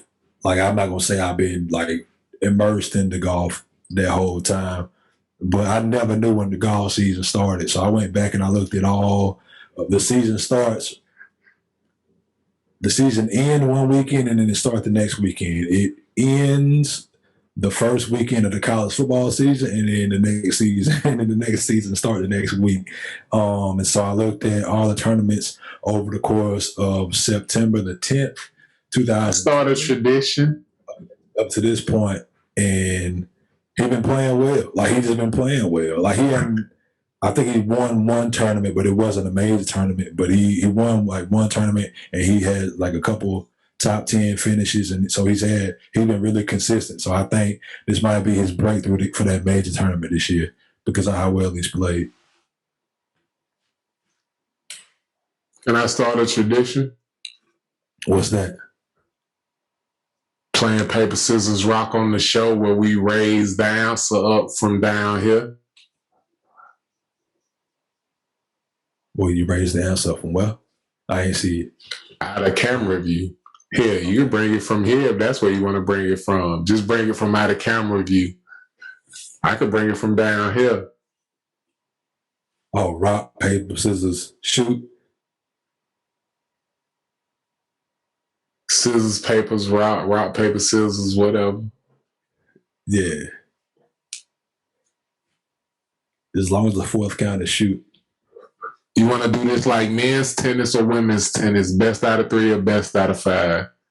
Let's do women's for the ladies. All right.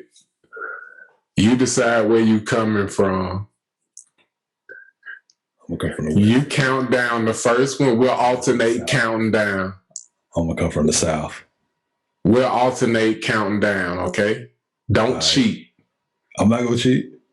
You should already have your answer before you start counting. It's in my hand.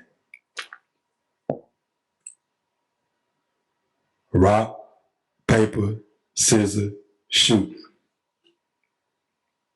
Yeah.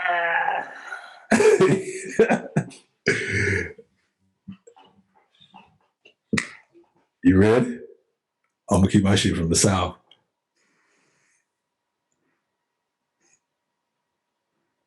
I'm counting out again. Nah, it's me. That's what I thought. Rock, paper, scissors, shoot. Motherfucker. Here we go. The definitive. Bring that shit here, cuz. Bring that shit here, cuz. For the folks on the audio. Oh, so you gonna cut my shit, but you gonna let me ball the rock up, huh? Put it into the camera. Go all the way out.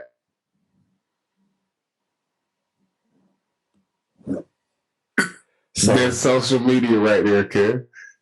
First joint, I chose rock. He chose scissors. I smashed the scissors.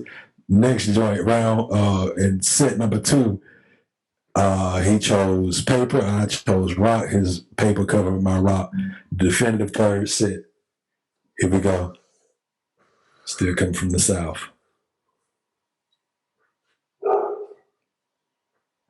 Rock, paper, scissors, shoot.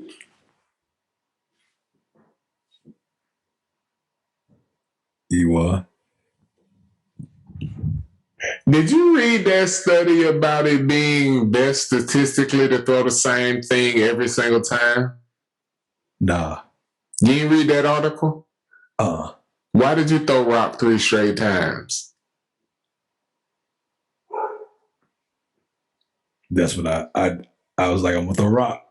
That's insane, bro. Wonder how much reading of random bullshit I do. And I was reading this psychology report. I have no clue why I threw rock every time. I just threw rock. My first shit, I was like, I think he gonna throw rock. So I'm gonna throw scissors so that he beats me. And then I am going to beat rock the second time.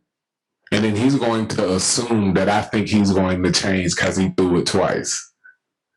And like it lined up with exactly what I thought with the article. Because if I had threw paper the first time and beat that rock, I don't think you'd have threw it every time.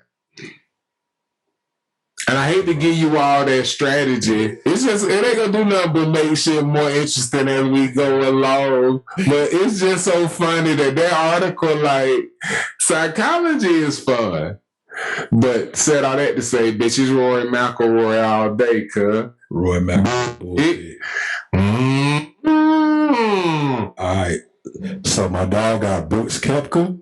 My dog got Bryson DeChambeau. I got John Rahm. I got Louis Oosthuizen. We have Rory McIlroy, the bull pick.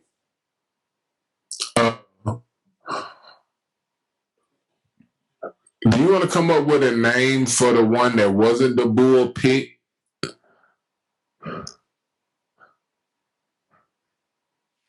I told you for, because it's the fourth one.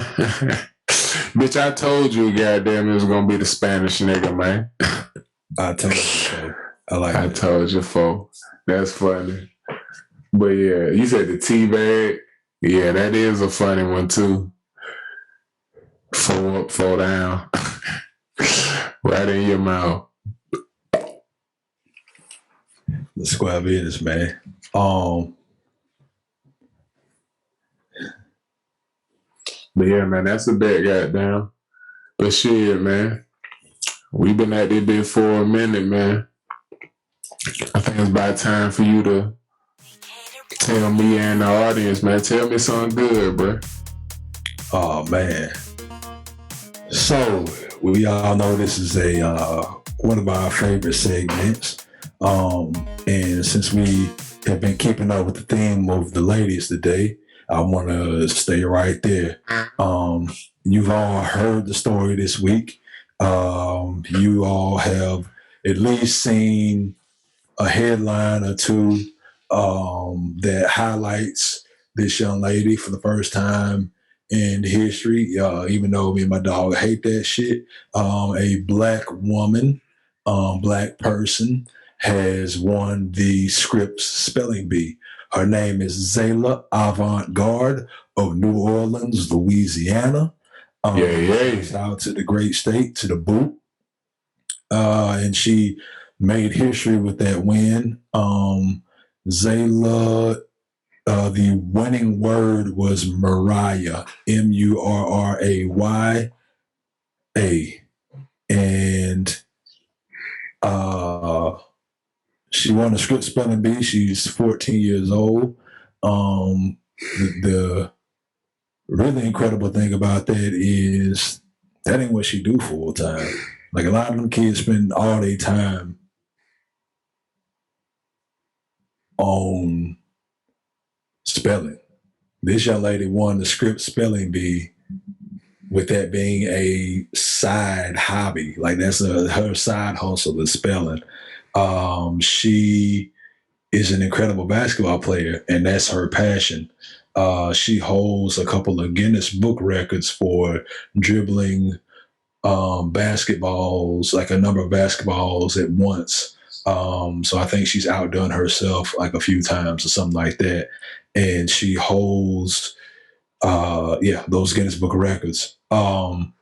She is this crazy basketball player, man. I watched some of her highlights and how she loves on the game and how she's an ambassador for the game. Like, I'm really interested to see how her game develops. She looks like a point guard. She's a great passer, has incredible vision, really great ball handling skills, like a really good feel for the game. There's a fluidity to her game, and if I remember to, I'll put a link to like some of her highlights and stuff. And she's met Steph Curry and some other folks, and once she won the Scripps Spelling Bee, you started seeing more of her come out, and you see her on courts, and her dedication is just second to none, especially for somebody her age. She got chairs set up, she got trash cans set up, working her moves, working her offhand. Like, she's great with a left hand. Saw her do a crazy reverse layup with a left hand, which is an offhand. So the thing that I want to bring attention to is, one, her dedication to her crafts. I'm sure she puts just as much love into spelling as she does basketball, obviously, because she now is the greatest speller in I think it's Scripps Spelling Bee. Is that a national spelling bee? Is that a world spelling bee? I think it's a national spelling bee. And then she'll go to a competition where she it's a national spelling bee. It's just won by a lot of multicultural children on a regular basis. Yeah, that's right. Appreciate that insight. But shouts out also to her parents, who have introduced her to these. I usually remain silent during Tell Me Something Goods, but when you talk about a young woman excelling both in athletic endeavors as well as something of this scholastic level, I think about the old book, Body, Mind, Mastery by Dan Millman. Go ahead, pick that up and take a nice little peruse if you're a young athlete out there, or if you're an old athlete. Body, Mind, Mastery. Body, Mind, Mastery. And can you give that author again? Dan Millman. spelt like M-I-L-L, man. Sound like mailman, but it's mailman. He delivering some knowledge in that joint. Body, mind, mastery. And the reason why that's huge is because of the level of drilling that it takes to drive words into your mind for spelling bees. For those that don't know, I am somewhat of a spelling bee aficionado. I got my fair share of spelling bee trophies. I ain't go to national because I had other shit to do.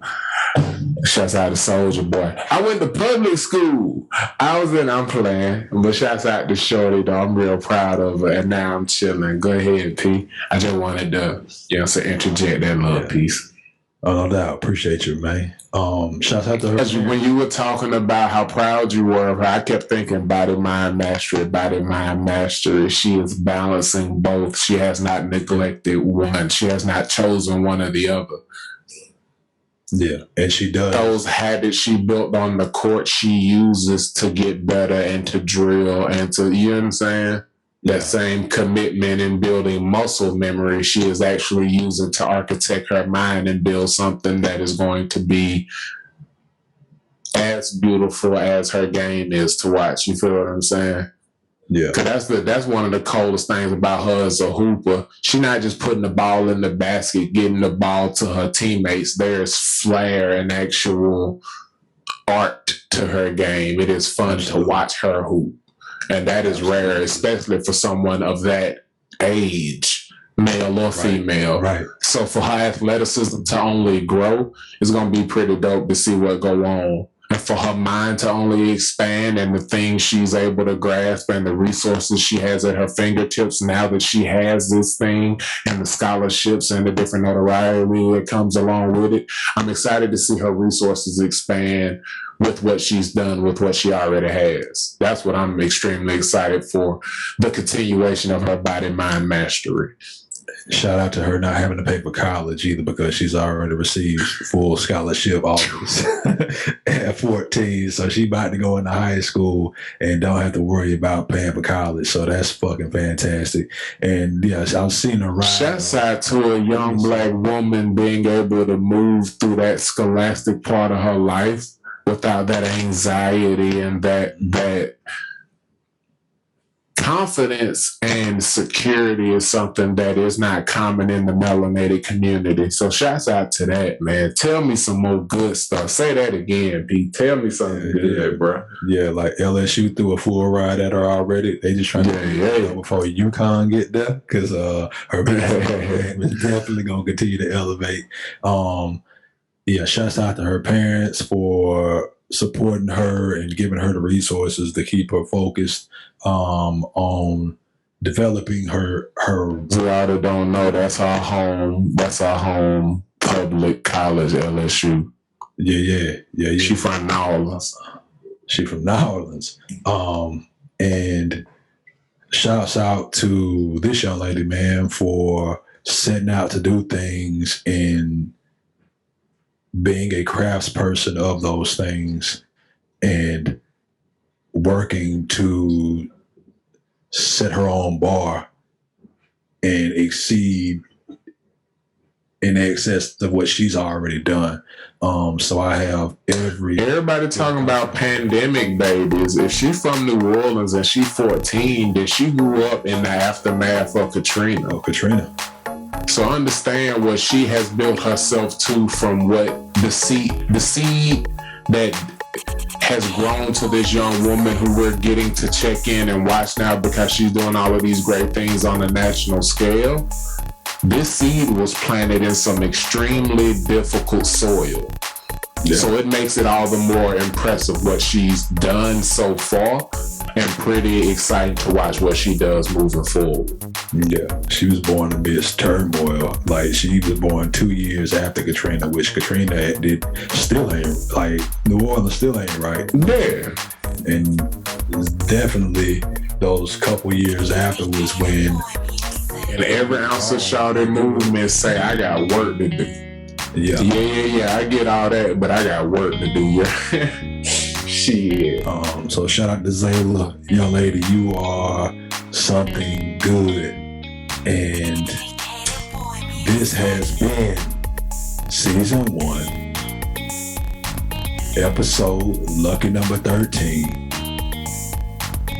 of Gimme Some Headlines. My G. Bruh.